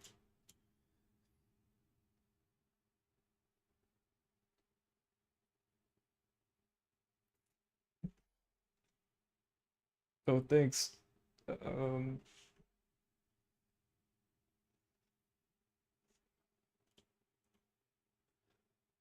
there's also like a lot of Discord communities. Like if I could link this one, I don't know if it'll work, but there's a really big one with a really active community. I can try to link it, and that one helped me a lot because I kind of switched onto Blender a year ago. I used to use ZBrush more, and I just love like you could do everything in Blender and just instantly see it with like real-time bounce light and stuff. So I kind of use this more than ZBrush, and I can link that. Let's see if this works.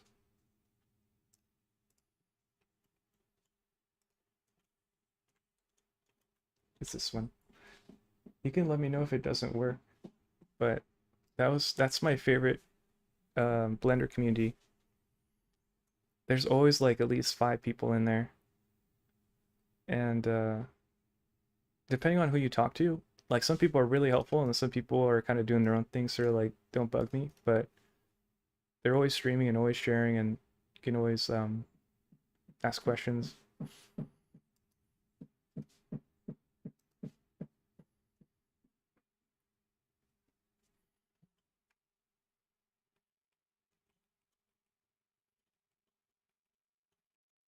And it's kind of cool because there's people from all over the world. So like at certain times of the day, you'll have a lot of people from like Europe, and then some people from like Poland or uh, like maybe from the Middle East, and then some people from Midwest and West Coast.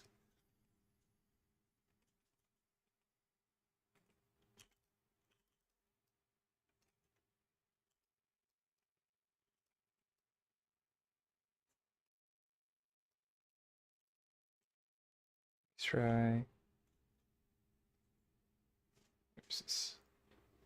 Kind of like this a lot though. I just tried using the grab brush and I set it to view plane. So I think it's basing like my like up and down and side left and right to like my camera versus like the mesh. I think this makes it feel better, but I don't know yet. This view plane. Then this is also really good. So sphere is like local, like how big the circle is from the point, and then projected goes all the way through.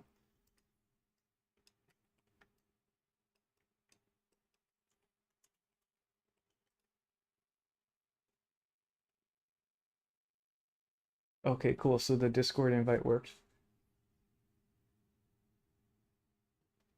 Oh, thank you. Uh,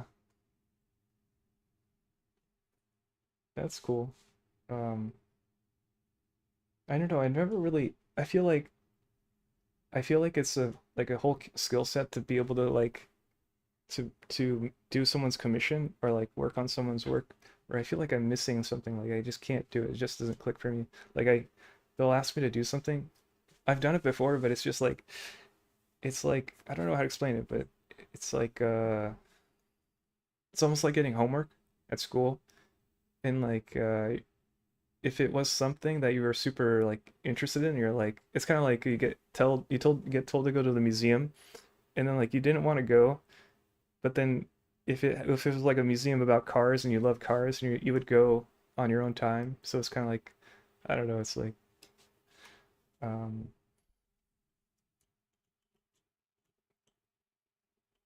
kind of like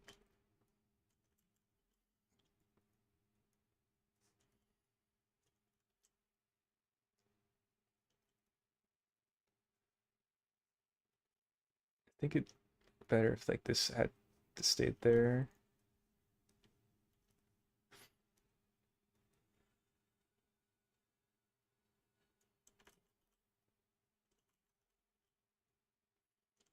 I was recently looking at like Instagram feeds, and like it's really confusing because there's these YouTube channels that say like don't use hashtags anymore, they're dead. There's something called alt text, And there's also something called tags. So like when you post through the phone, you'll see something called tags when you post, and you could like click on them and add it to your.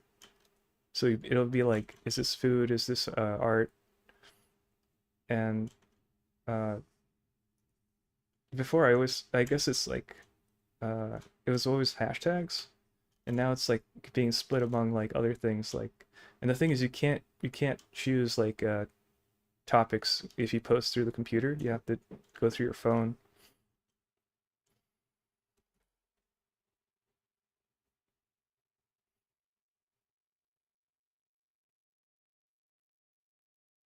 Oh, thanks.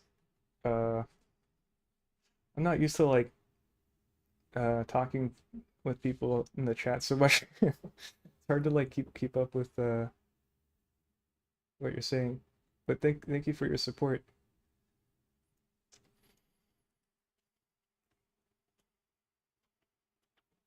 Maybe I should bring this down though. Maybe it goes lower.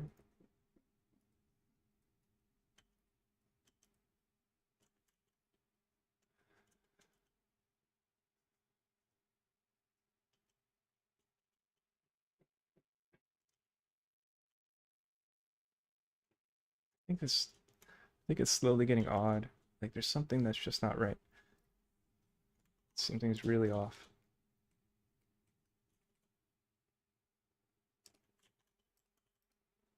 Maybe this has to come up more.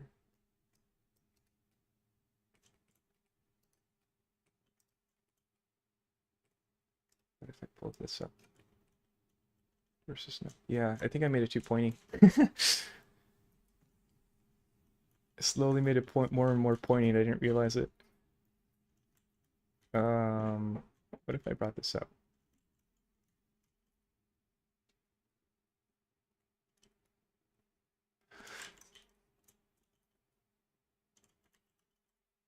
What if I just brought this up like that?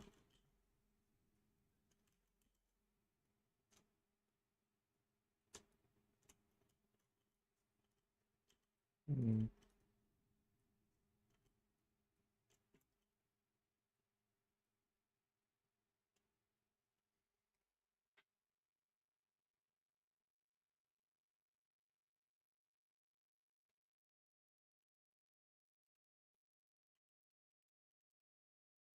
Well, yeah, thanks for stopping by and chatting.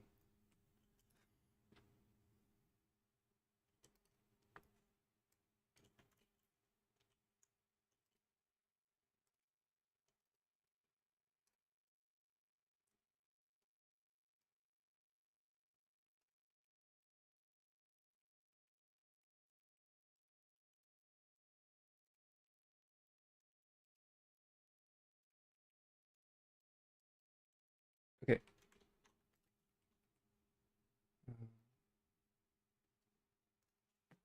I'm gonna save.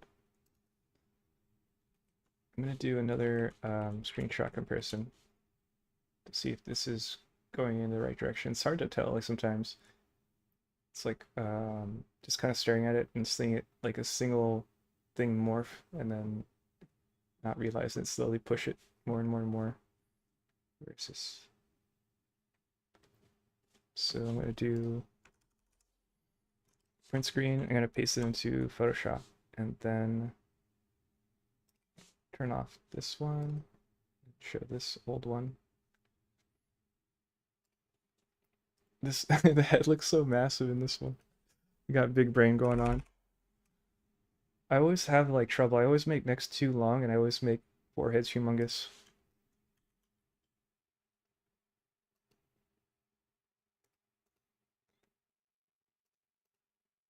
So I'm like flicking it on and off. So the head feels better. Like um I think it's overall better. I'm gonna flick it on and off compared to the other one that I did.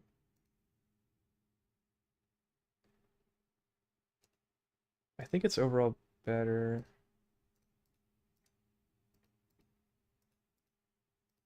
So I'll just save it. And then I'm gonna kind of step away from that and then go back to the hair, which is a nightmare. to this one. So kind of not really sure what to do, so we're kind of testing things and exploring and failing. But we'll kind of hopefully get, like, we'll find something that clicks and then work off of that. I'm gonna turn this back to sphere mode.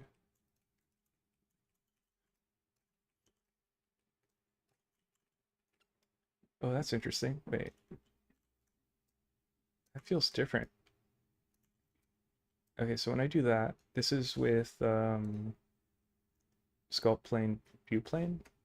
And let's go back to area plane. Area plane is default. Huh. It's really subtle, but it kind of feels different. Versus view plane. I'm not sure. Maybe that doesn't play a role. I'm not really sure.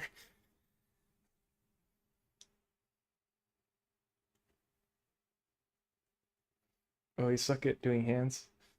Yeah. I mean, like it's crazy though. Like when you look at people's hands, they literally are so different. So, like I have like evil witch hands kind of where it's like you can really see like the knuckles and they're kind of slender. And then you got some people who have like the caveman or like carpenter hands where it's like thick logs or like sausages. And like nails look differently too, where like you got like super stubby ones where it's like it covers like the top part, and then they got super narrow ones, and so it's like everyone has like their own bias of like this is a hand.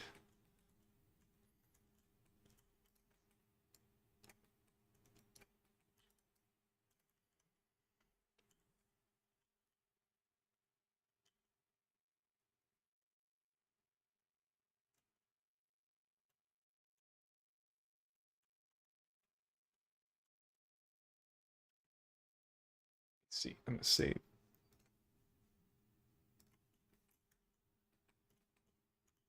Um, I think like this hair, it's just oh, you know, also if you I recently got a 3D mouse, which is really trippy because when you watch it, you're like, what the hell's happening? But like when you first use it, you're like, what?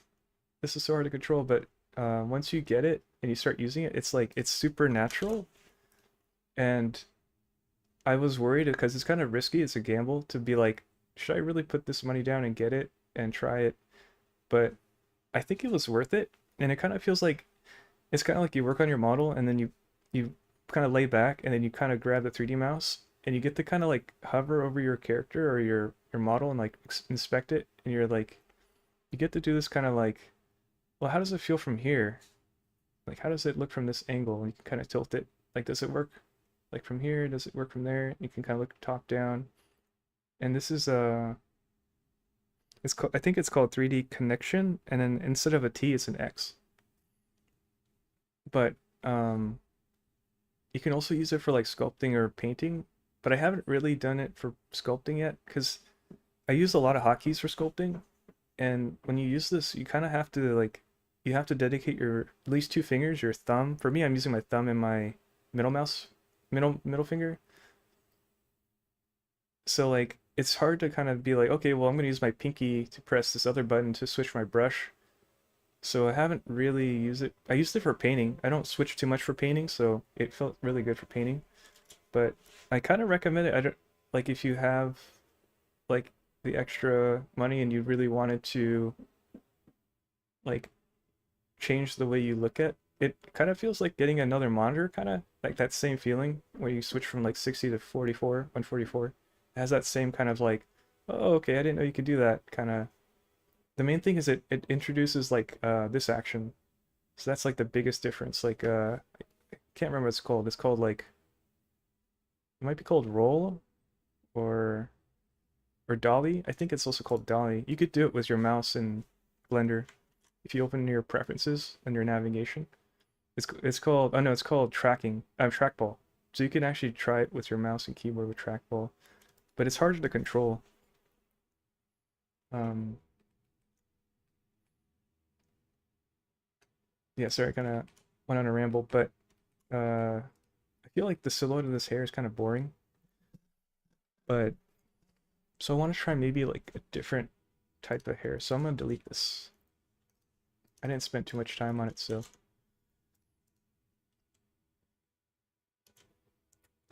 or or do we save it? I'm gonna delete it and save.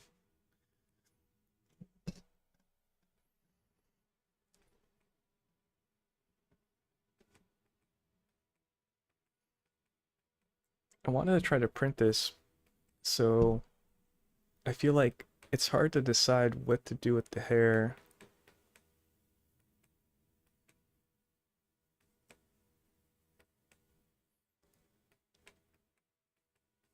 I'm looking at like different references, but they don't really feel like I like any of them for the hair.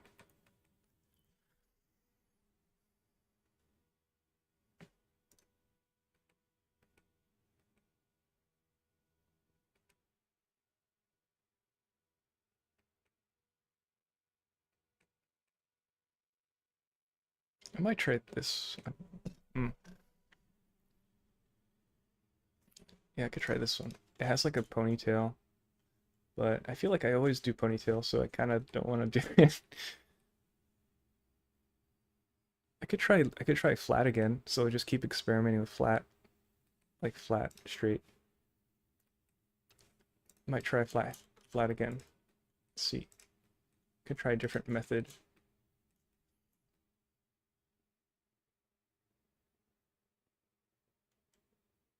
Trying to think how it gets started.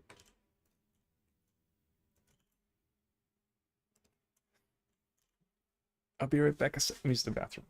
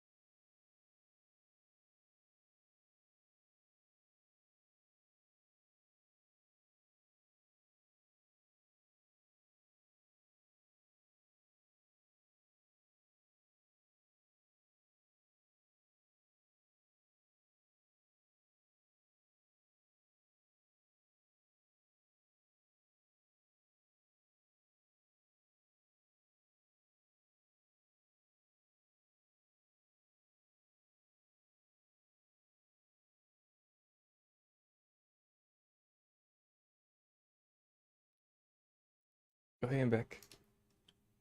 How long have I been using Blender? Um, I think I joined the Discord I shared earlier, the Blender community. It was around the same time I started learning Blender, which was about a year ago. And when I first started, like the first 2 weeks, I would basically, because I hated Blender, I tried it before, like 3 years before, and I hated the idea of like using XYZ to move something. I was so used to the three-axis, grab control, like the XYZ thing. And I was like, no, that doesn't make any sense. Like that's like what a programmer would do. Like, and um, I was like super resistant to learn. And then um, I decided to sit down and just do it. And then I started really simple. Like I'm like, okay, how do I extrude out a face? And then it took me like 15 minutes to figure that out. And like, how do I extrude a face and then inset a face? So I would just like do that like maybe 15 minutes here and then try it, fail, try it, and then like next week I'll like learn like I'll watch a tutorial, like not a full tutorial, but I'll watch like those really quick ones, like the 2 minute ones where it's like this is how you add bone. This is how you So I would kind of have something I'm doing, and then I would need like, okay, well I don't know how to like add a face here. Like how do I add a cut here? And that tutorial would tell me that part. So Um, and also joining that Discord, like there's people always in there. So like when I really, really couldn't figure it out, I'd be like, hey, I got this problem where like I want like this shortcut disappeared, or like I don't know how to add a light. I want this light to be a certain color, and they were like, oh, it's over here. If you go into the settings of the light, when you click it, you could change the color. Um, so like having that Discord community really helps too.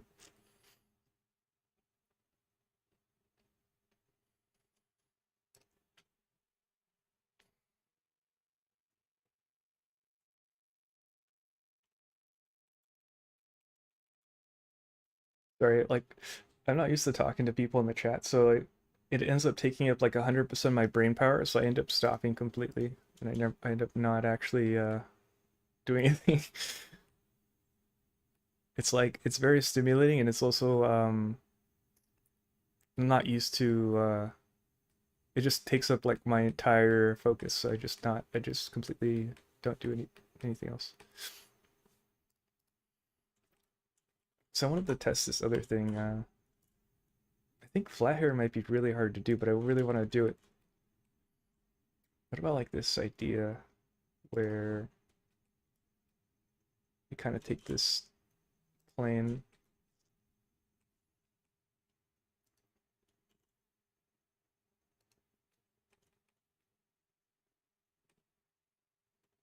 One of the coolest things that I like, I used Maya a long time ago, and it would always be really hard to like, because you would always like, I think in Maya you double it, click an edge. I think they added something now where you could do this similar thing, but you have to still press like an extra hotkey.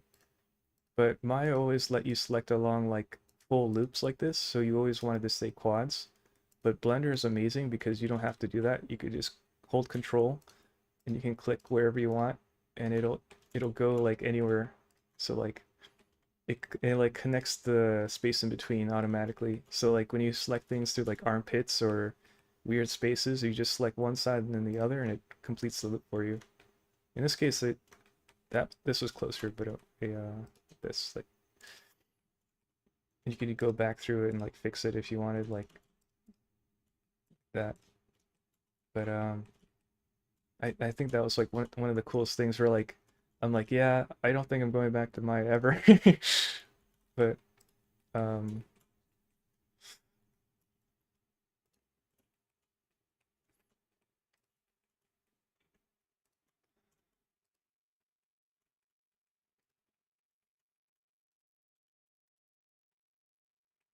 maybe this would be cool.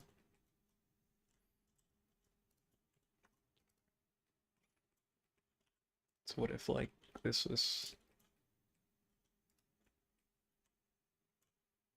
oh, I still have to set the cursor. I'm gonna go back to medium point.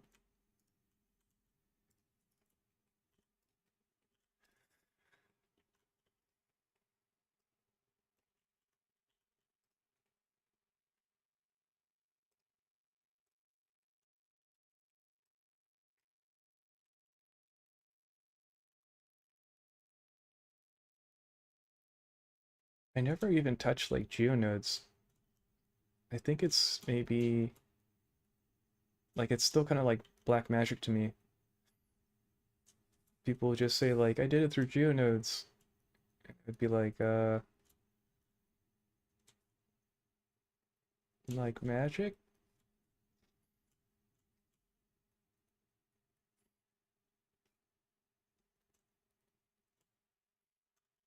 I guess like I kind of have a hard time grasping like what it's capable of, like where I can kind of see like maybe I think I saw one tutorial, like just a thumbnail, where they would like show like an animation where like someone slams down and then they use like geonodes to control how the ripple happens through like the crack on the floor.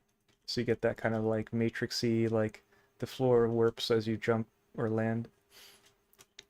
And I can kind of see, oh, okay, so maybe use like a math thing to like make it follow like a certain like sine wave or something.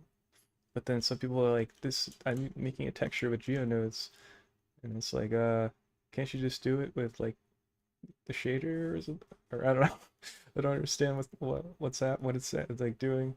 It's confusing.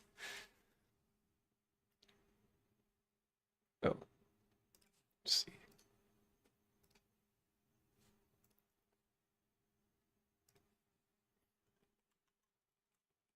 I keep, I just gotta get tunnel visioned.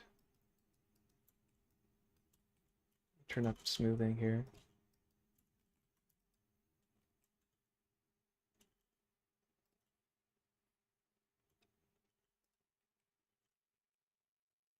I still can't, I can't tell if I can't tell if Blender is better for sculpting yet. I feel like it's not, but I wish it is like better than ZBrush. So because there's so many like options here, and then sometimes it doesn't feel like they do anything, but sometimes they feel like they do too much. So maybe it's like a skill thing where you just like you know when to use what, and then it has more control and more depth to it than ZBrush, but I'm not really sure. Like right now, the reason why I would do this here instead of ZBrush is you have like full control of this like light and like how close it is. So if I like show extras, like all these lights, I can move exactly where I want and get the exact effect, and then see the shadows. I think I turned off shadows here. Did I? No, I didn't. I just made them really weak, I think. If I make this like one, I'm actually not sure. I did something. Oh, this makes it freeze.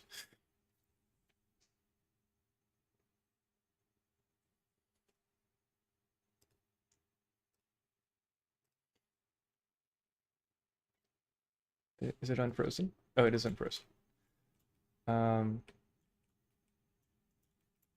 but I can undo. It's like, but you can't. I think they have different things you could move the light around, but you can't really do that. And then also like instantly, I could like render like, or I could do cycles, and I could see like what the like ambient occlusion is. I could see um, I could sculpt here too, but it's too laggy, I think, so you can't really see what I'm doing. But I think that's so cool. Like you can't really do that in ZBrush. So that the like the rendering aspect of it kind of wins me over. So if like the sculpting was just as good, then it's like there's absolutely like no reason I feel like to use it. But maybe I'm wrong though, so it's like bias.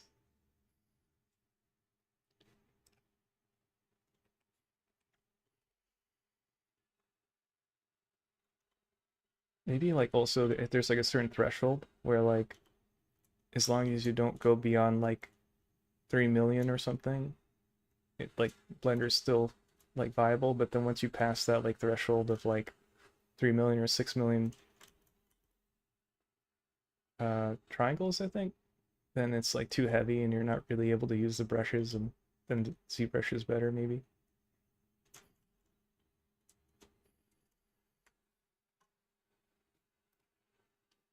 Did I crash? Oh, no.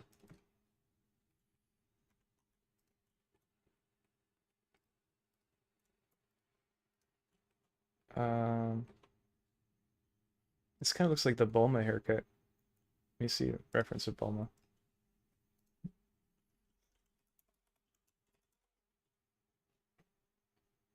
Wait, no, it's not Bulma, it's the android.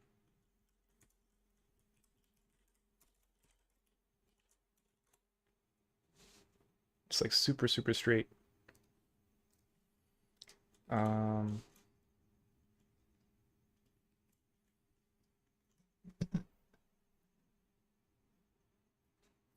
what if it was like that? What if it was like this and it was like angled like this? So maybe it's not about like me going in and like touching every aspect of it with the sculpt brush. It's just me. It's like just let it be the shape it is.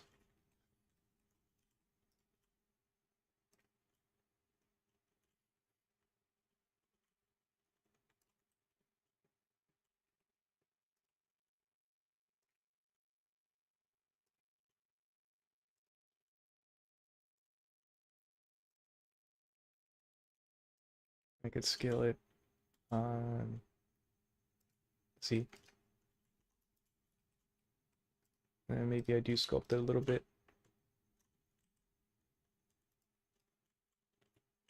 Oh, these are backwards.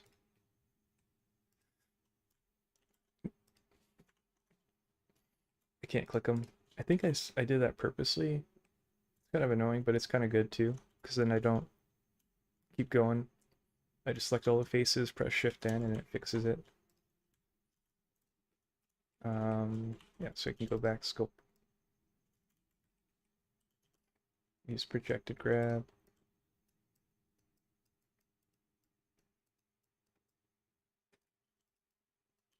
Super tapered.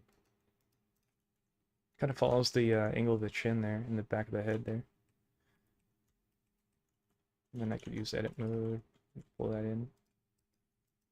Oh, that. Oh, I didn't do, I gotta do transparent or X-ray mode so I slip the back pieces.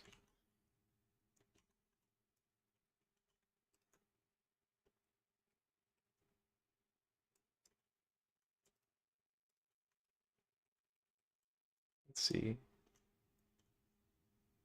Uh,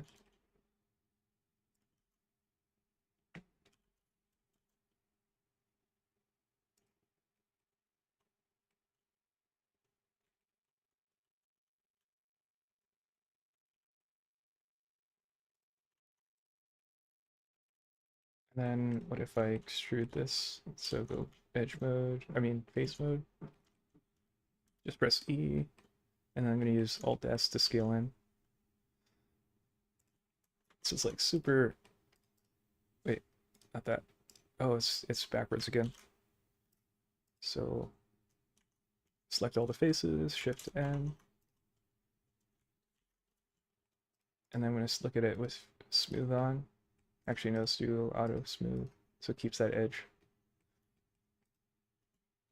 Her head looks like a pill, like a capsule, and then the simplicity of the shape's kind of fun though, where it's like super minimal.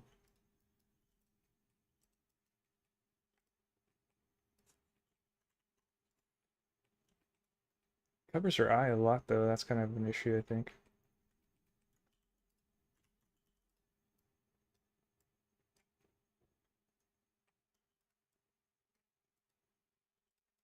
Kind of makes me think of that evil guy from The Fifth Element, where he has like he's like bald and he has to come over.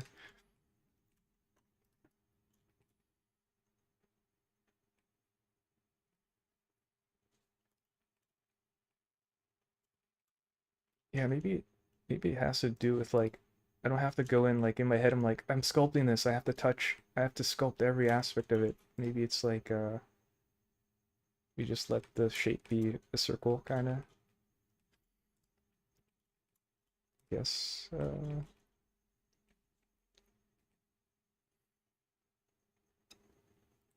could try to make the center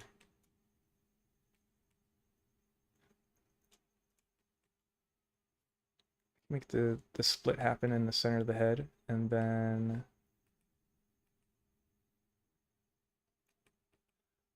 hmm,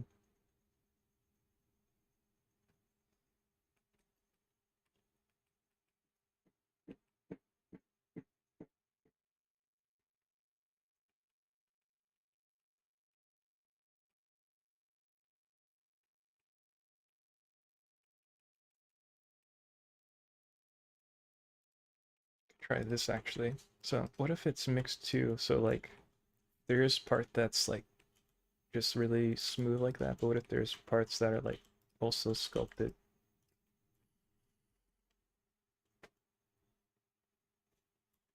I think that'll be interesting.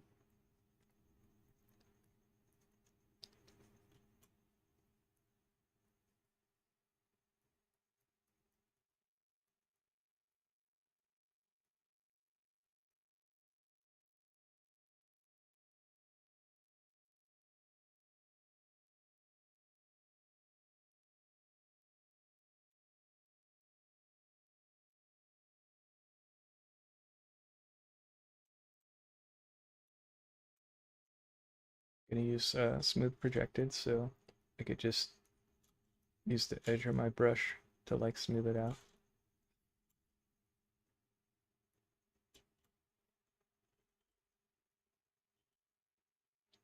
One of the problems I think with this too though is like when I make it a big shape, it's like humongous, like the thickness of it.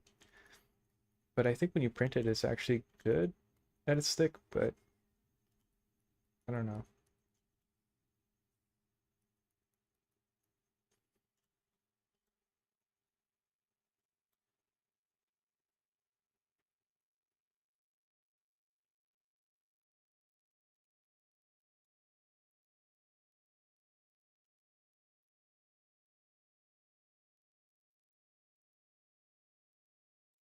Remesh it.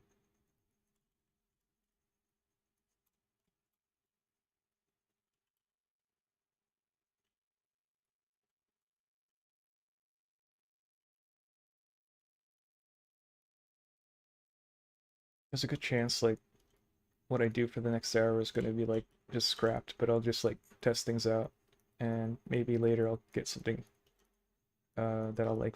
I'll get closer to something I like later, but like I'll just test things here.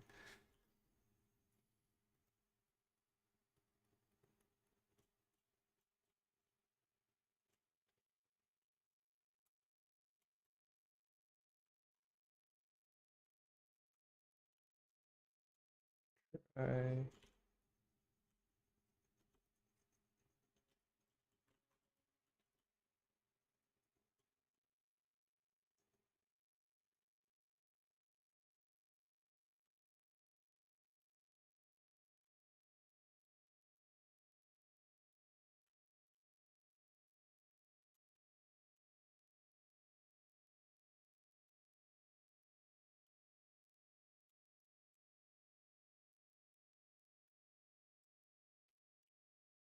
It's really cool is they have these brushes that are kind of like the gizmo tool in ZBrush that I haven't really used yet too much, but basically use the move tool, the rotate tool.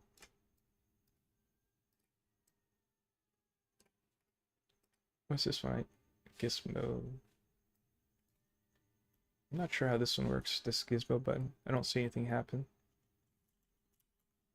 Oh, you know what? It's because this is hidden, that's why. Ah, there you go. I always turn this off because I don't like seeing this stuff. Yeah, this is basically the gizmo tool in ZBrush.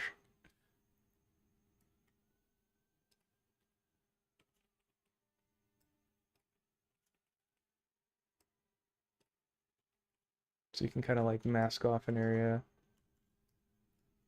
and then like keep using this to transpose the selected part of the model.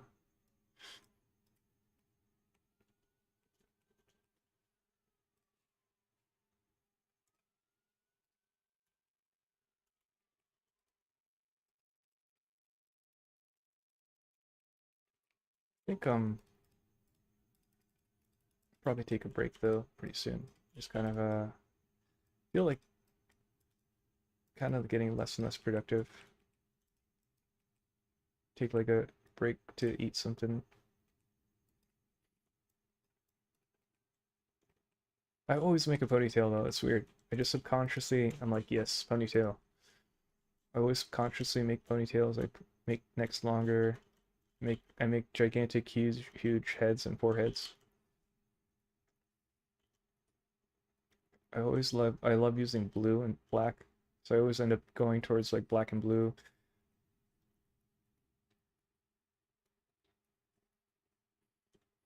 I kind of wanted to step away from ponytails, maybe because it's just interesting to look at. So from the front, it's like a it breaks the shape into two, and then from the side, it's like kind of like a sprouting shape. So it's just always like yeah, that look cool. Use the move tool here and just pull it down.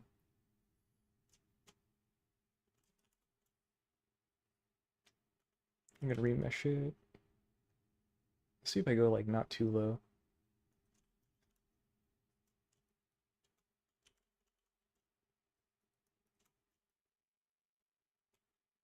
bottom looks like it looks like it has a mask on it, but it's just the shadows on it.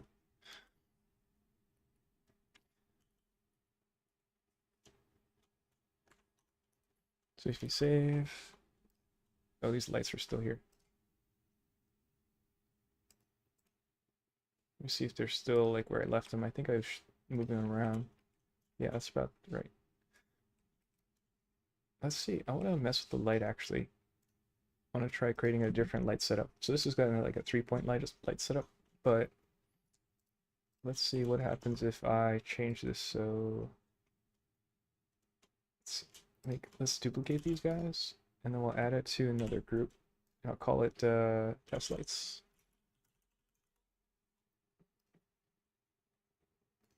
And then I'll move test lights into my lights folder.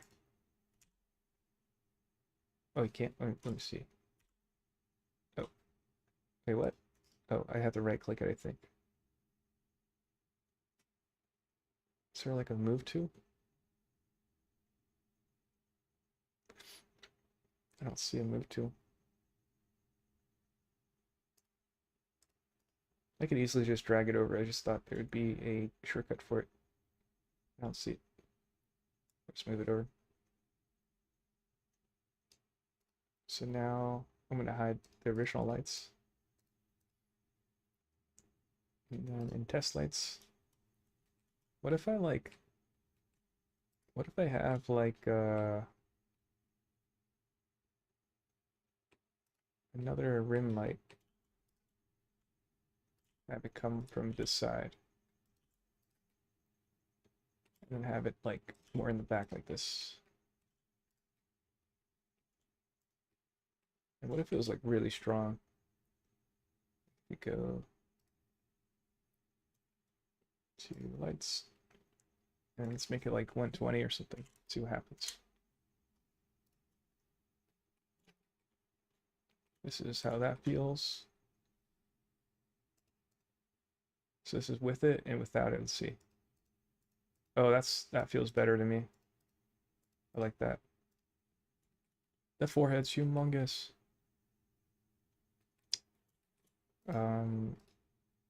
We could try adding like another of these. This fill light. Could add another fill light down here. And this could be like simulating like the light bouncing off an object down here.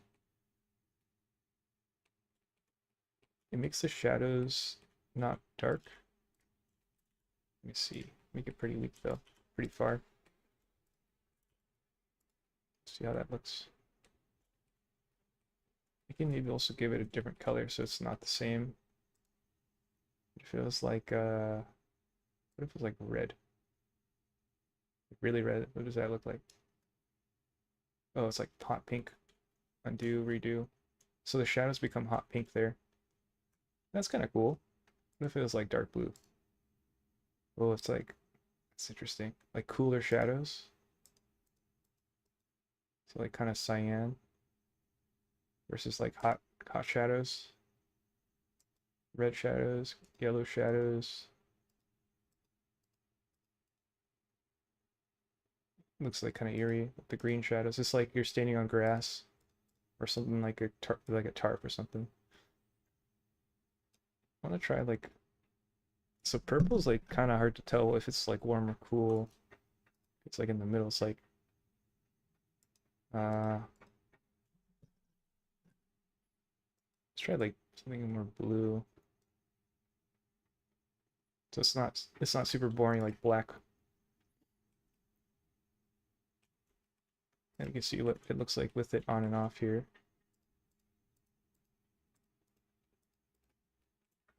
So now there's like a little bit more blue. That's kind of cool. I do want to keep some shadows though. What's this light doing? It's doing a lot.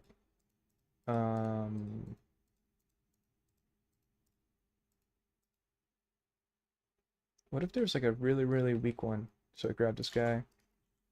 He's coming from this side. Kind of aiming at the head roughly. And thinking like this angle. What if it's really far? What does this do? Oh, well,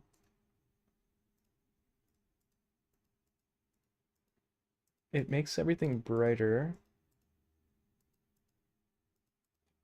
I think you lose some form definition though because it's so, well, what about from like this side? Or this side? Is that better or worse? It's hard to tell. So I get like the head really close. It kind of feels, what if I make it super weak, like it's not, almost not there?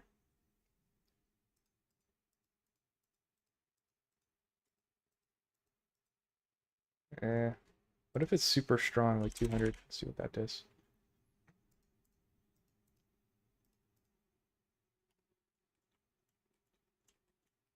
I kind of like this actually.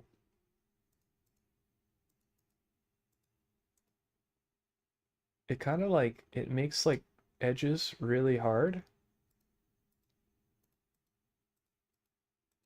And then this, what does it look like from here? So you get this really strong separation of rim. I think it could be because of the shape is so small. Like a really far away and really strong light that's small. Let's see what that does. Like a really small, strong, far away light.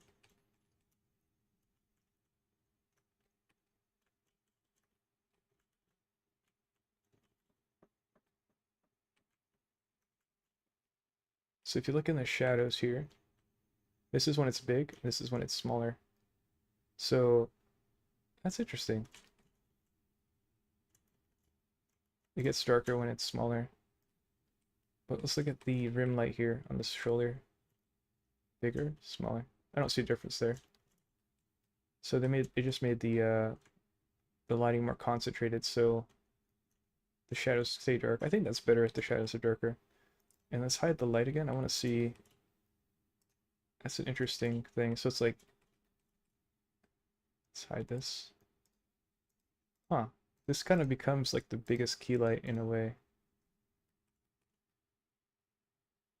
I kind of like that. So I can do a comparison too. So we could save. I call this like light setup 2. I guess I'll call it lights 2. Call this one lights 2. Let's hide it for a sec. And then let's grab everything in the first one. We only had 3 lights in this first one. Call this one lights 1. Okay. Oh, where'd it go? Oh, it made its own folder over here. Drag it up here. There you go. So we got lights 1 and lights 2. Compare what that looks like. So this is our initial setup. Hit save, and then I can compare them here. So I'm going to do a print screen to kind of see what it looks like in Photoshop too, just to see if it feels better and what the contrast comparison is. Back over to here. Hide that, show this. Wow, that's cool. I like this rim light that's happening. Let's see. Turn it on and off here.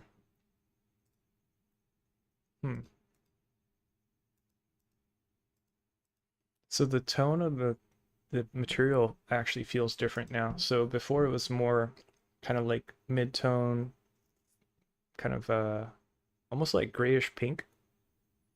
And now with the new light setup, it feels more like light pink.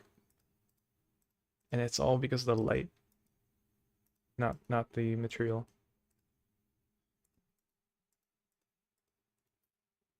So I guess another thing is kind of deciding what the background color is. Right now it's just gray. So what if we like added, I guess, let's see what happens if we do this. So if we go, I'm gonna hide lights there. Yeah. So what if we do this? What if we go background world? Oh, let's look in our, Let's go to shader editor on the bottom here. We're not really using graph editor anyways, or timeline. And we go to world, and then let's see. Let's change the background color to something darker. So now we have even more contrast, which kind of helps pop the silhouette. See what that does. It just feels more poppy now.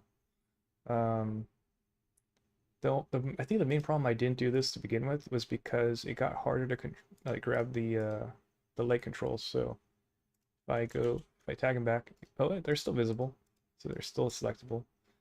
But generally, it was like harder to tell what was happening, where they were. We'll try this still. So kind of work with the stronger silhouette.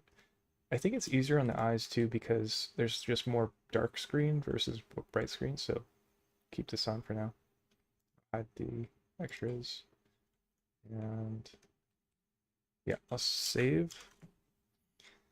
And let's just cover up the forehead because that's bugging me. So, or wait, let's not do that. Let's do the same object. I want to do some testing. So, just kind of thinking of workflow. Let's try a process where we don't break it into parts yet. We just kind of work with as few pieces as possible and let this be kind of like the blockout model. So we're kind of not really concerned about what do you call it?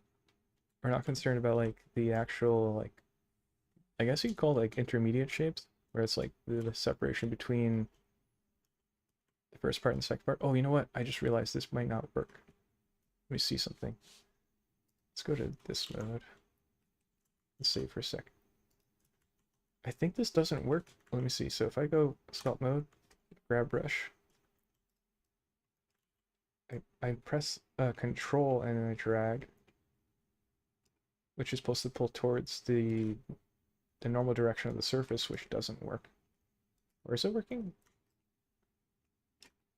Okay. Yeah, like a control and grab and nothing moves.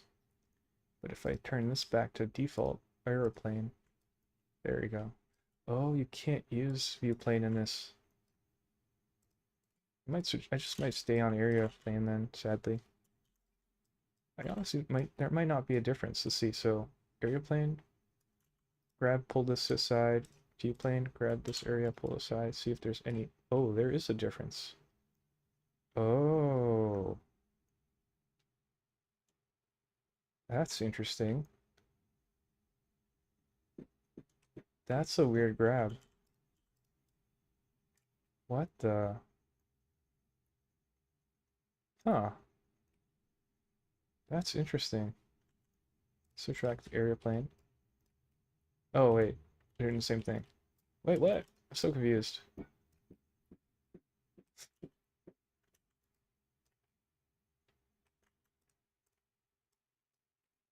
Oh, they're doing the same thing. I'm confused. Okay. I need to test this more later, but I'll just leave this on airplane because I can still use this alt drag versus I can't use it here.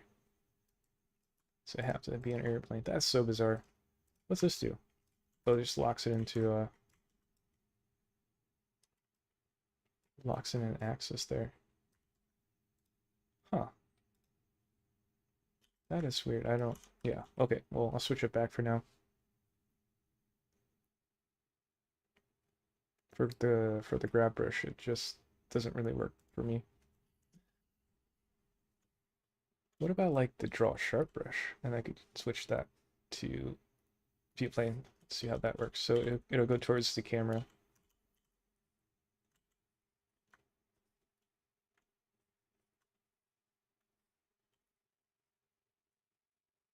It goes towards it. That's interesting. I'll leave it on for now, like that. Let's go back to rendered mode. Rendered mode kind of hurts my eyes because it's like so contrasty. That's like another aspect that's really interesting where, you know, like the final image might be super high contrast. And if you work on it for like hours and you're staring at this super high contrast image, then you make your eyes super tired, kind of burn your eyes out, get super dull. So it's kind of nice that, like, for example, Blender has like solid mode, material preview, rendered. So rendered is like the high contrast poppy feel, and then kind of the material preview like dulls everything out. So you're like, oh, take a breath of fresh air, not burn out my eyes.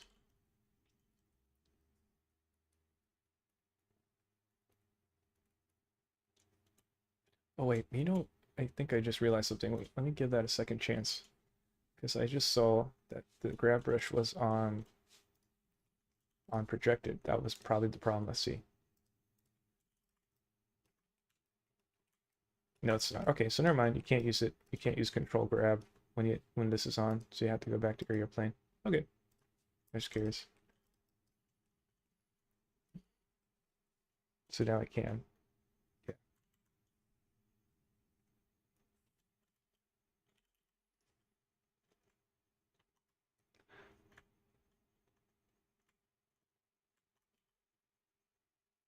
Let's see.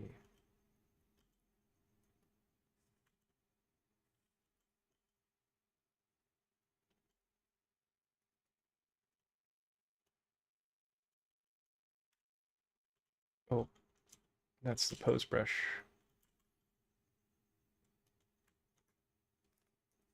Hmm.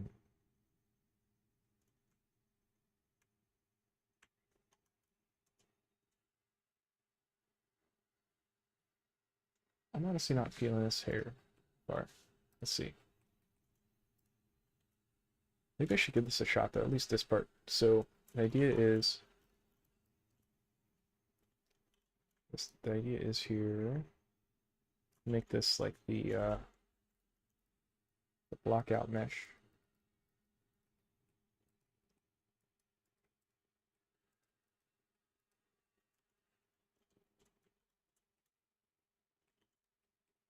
Let's grab this area. Let's pull it out.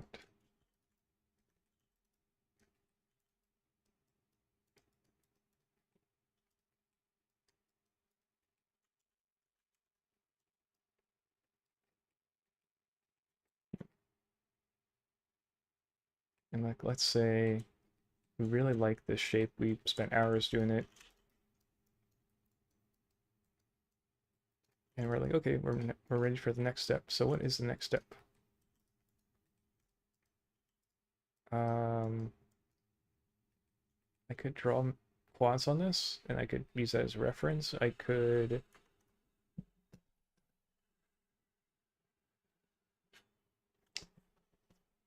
draw on it,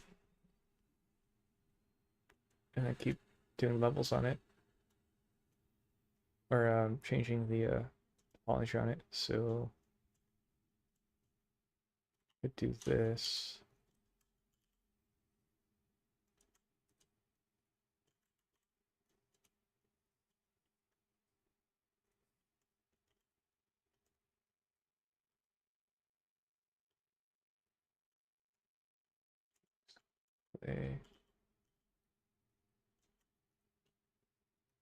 It's too weak here.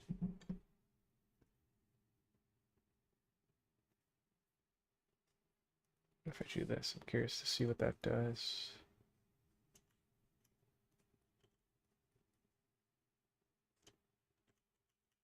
Okay. I gotta turn on how to make this stronger here. This is so weak. Um, this, turn off that. Adjust strength. Yeah, that is. Or what if I do this by screen space? Oh, that's interesting. It made it super weak and super sensitive. That's interesting. So now it's just ignoring all that.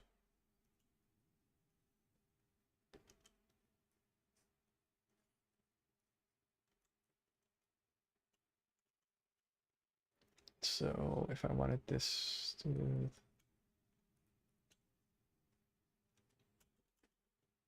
oops.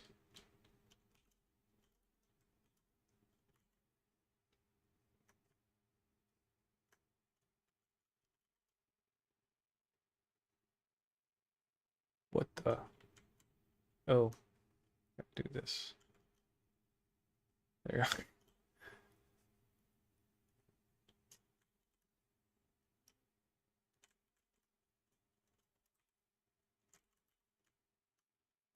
Super strong now. Let's see. Where can I turn this off to make it weaker? Let's do scene space. That's crazy. Scene space makes it so weak. That's cool. That means you can kind of toggle this for more control. Still too strong. Let me see. Let's try this. Oh, that's weird. Ooh. Oh, that's so weird. Oh. So the spacing changes based on how close you are to the model. Or how much the model takes up from the screen. So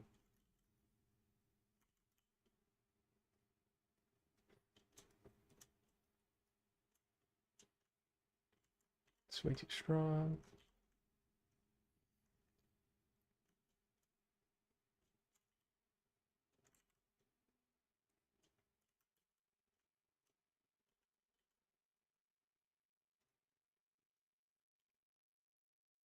Just kind of let it be super messy, test things out.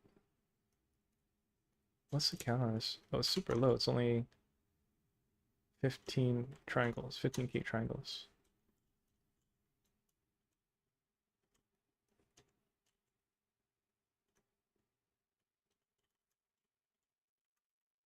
Pinch this.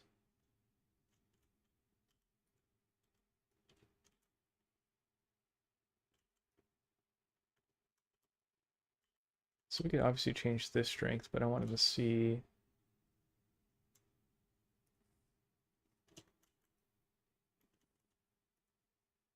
What if I lower this to like 12?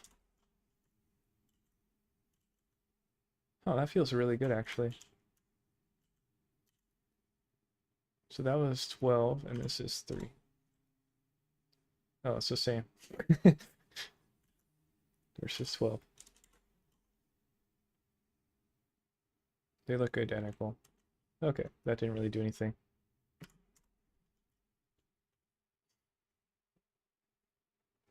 Jitter unit. Let's see.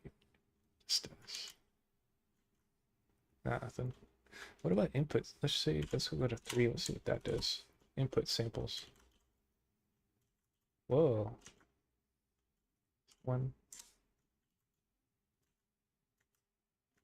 It doesn't feel that different.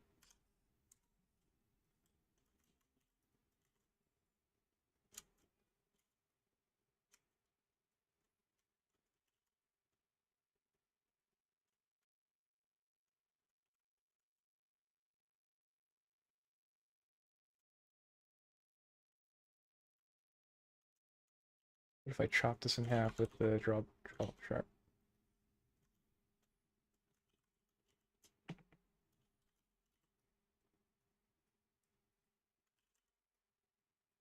If I pull this down like this, pull this down.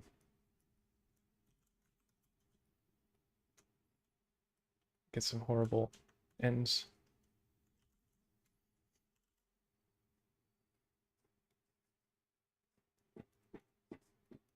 What if you do this?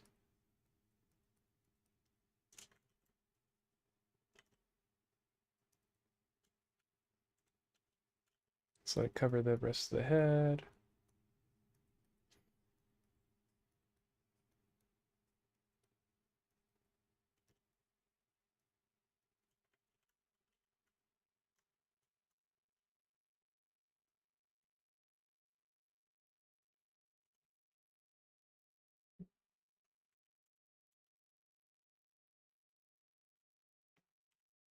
Oops.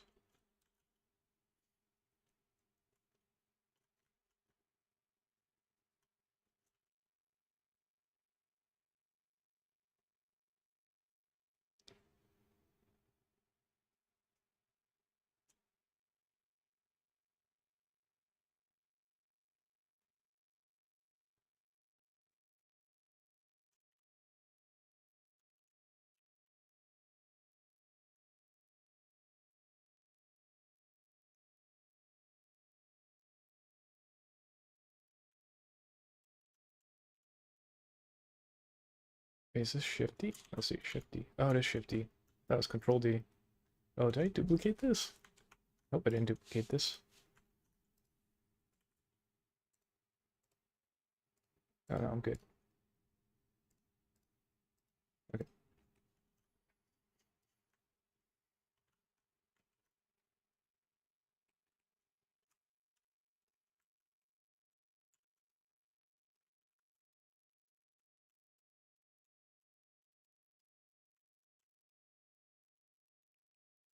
I think we're definitely in the doodle state. It's like we just need a break. We're just kind of like touching the same part like over and over and over. I think this part needs to come way in, like there. Yeah. Looks like a piece of clay. Maybe just like morphing it on there.